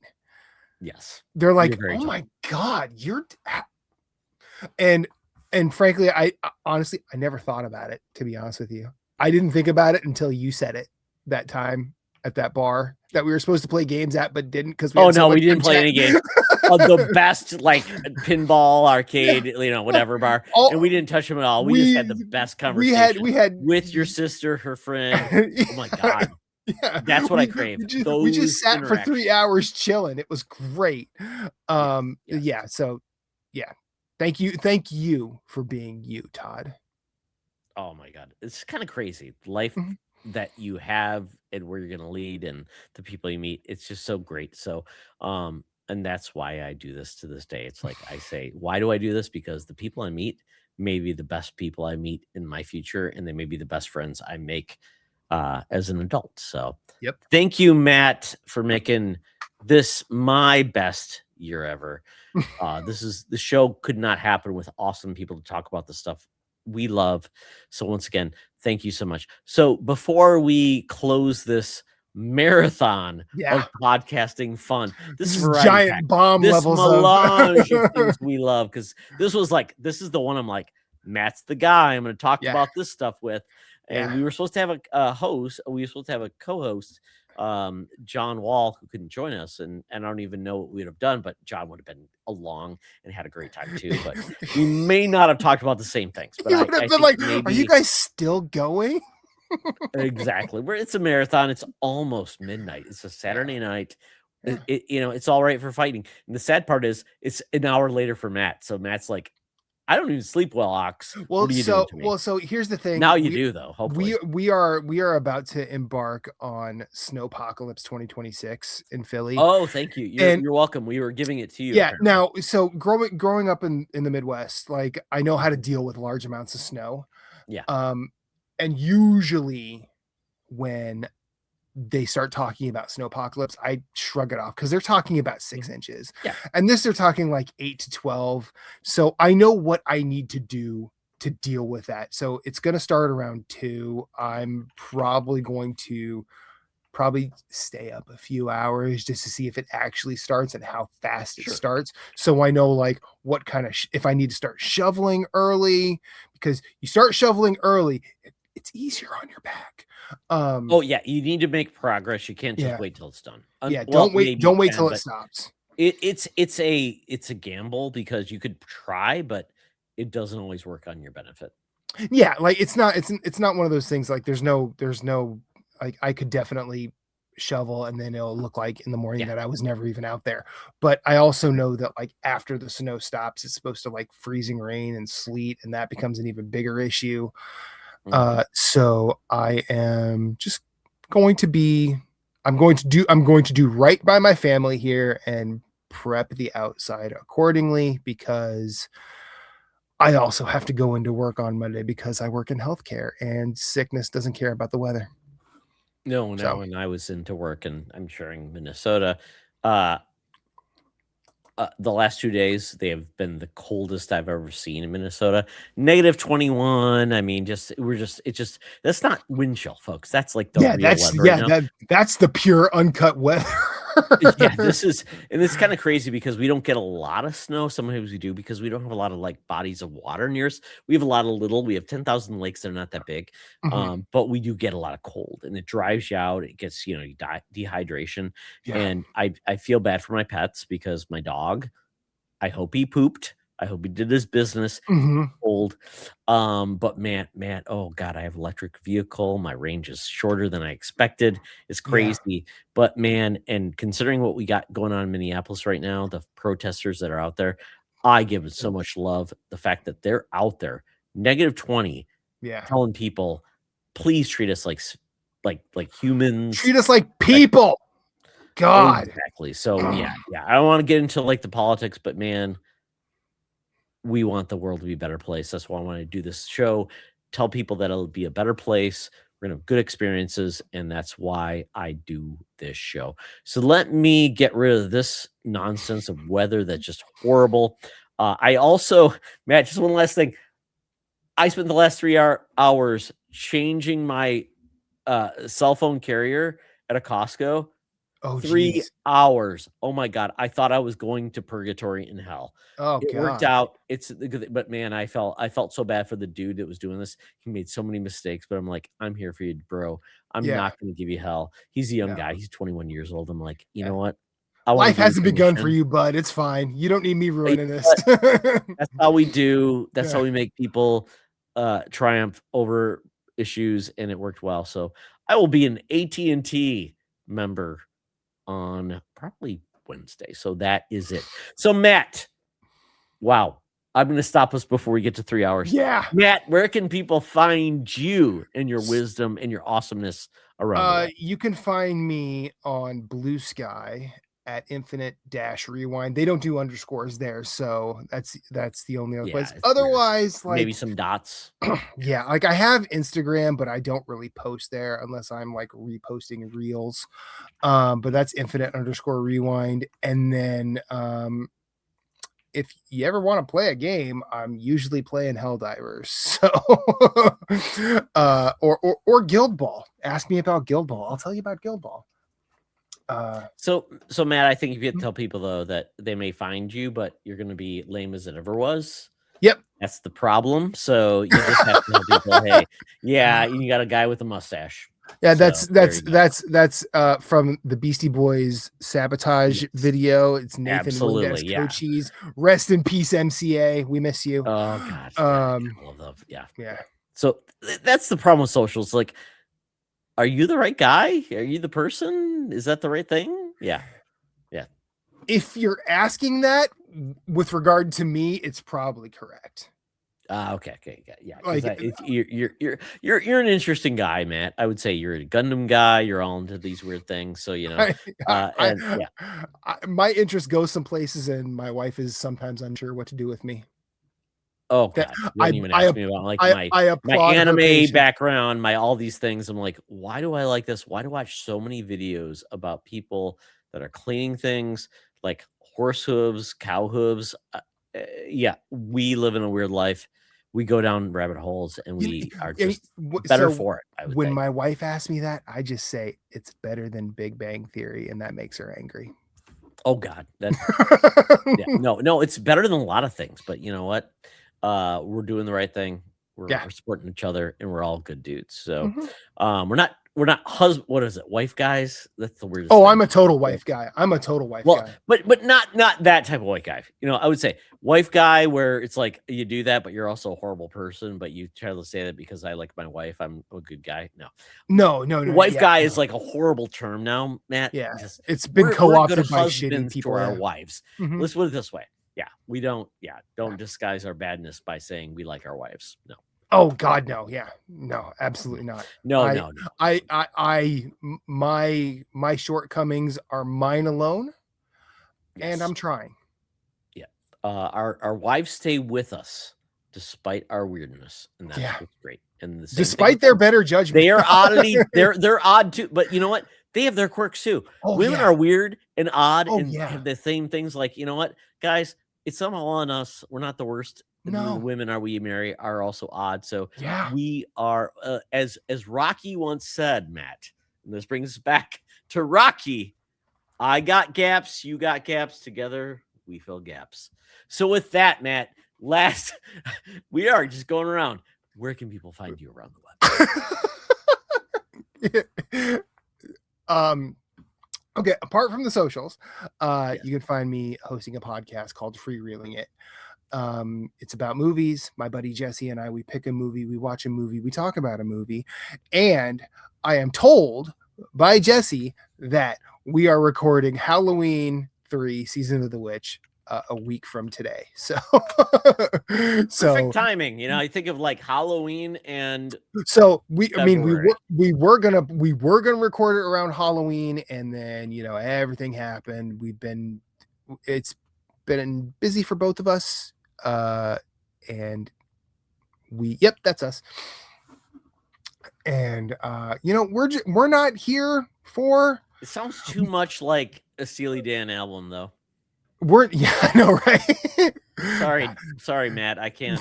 Change the title. The title, if I remember correctly, the title was Jesse's. Okay. So, and then I do know I did make the. Tell him I blame him then. That's fine. And then he'll just say, "Only a fool would say that." That's a Steely Dan song. You're welcome. It's what a fool believes, and that's the Doobie Brothers. But it was written by Michael McDonald and the other guy. I'm all right guy. Kenny Loggins. Kenny Loggins? Yeah. Oh my goodness. There we go. That's how we bring it full circle, Matt. We bring it full circle. It always comes back to Steely Dan. And another song, and you know what? I'm just gonna say it right now, Todd. I'm gonna close this out yacht rock style. Also, Michael McDonald and Kenny Loggins. This is it. This is it. And by the way, man, we're just never gonna end. I did see the yacht rock review at Canterbury Park in Shakopee, Minnesota. They performed. They were so much fun. Oh my God. I mean, they're talented artists, and they were amazing. Yeah, I'm not here to say that they're bad at what they do, because they get on stage. They're very good at managing the songs they make. They get on stage and they play instruments, and I cannot do that. However, It does. It just gives me the ick. It feels like the purgatory that somebody is. Yeah. Matt, my wife, if you look at like my Amazon or whatever, my music services, Mhm. it's all yacht rock. My Good. wife is addicted to yacht rock, and I'm Good. like, honey, we need another thing because it's like 150 songs, and that's it.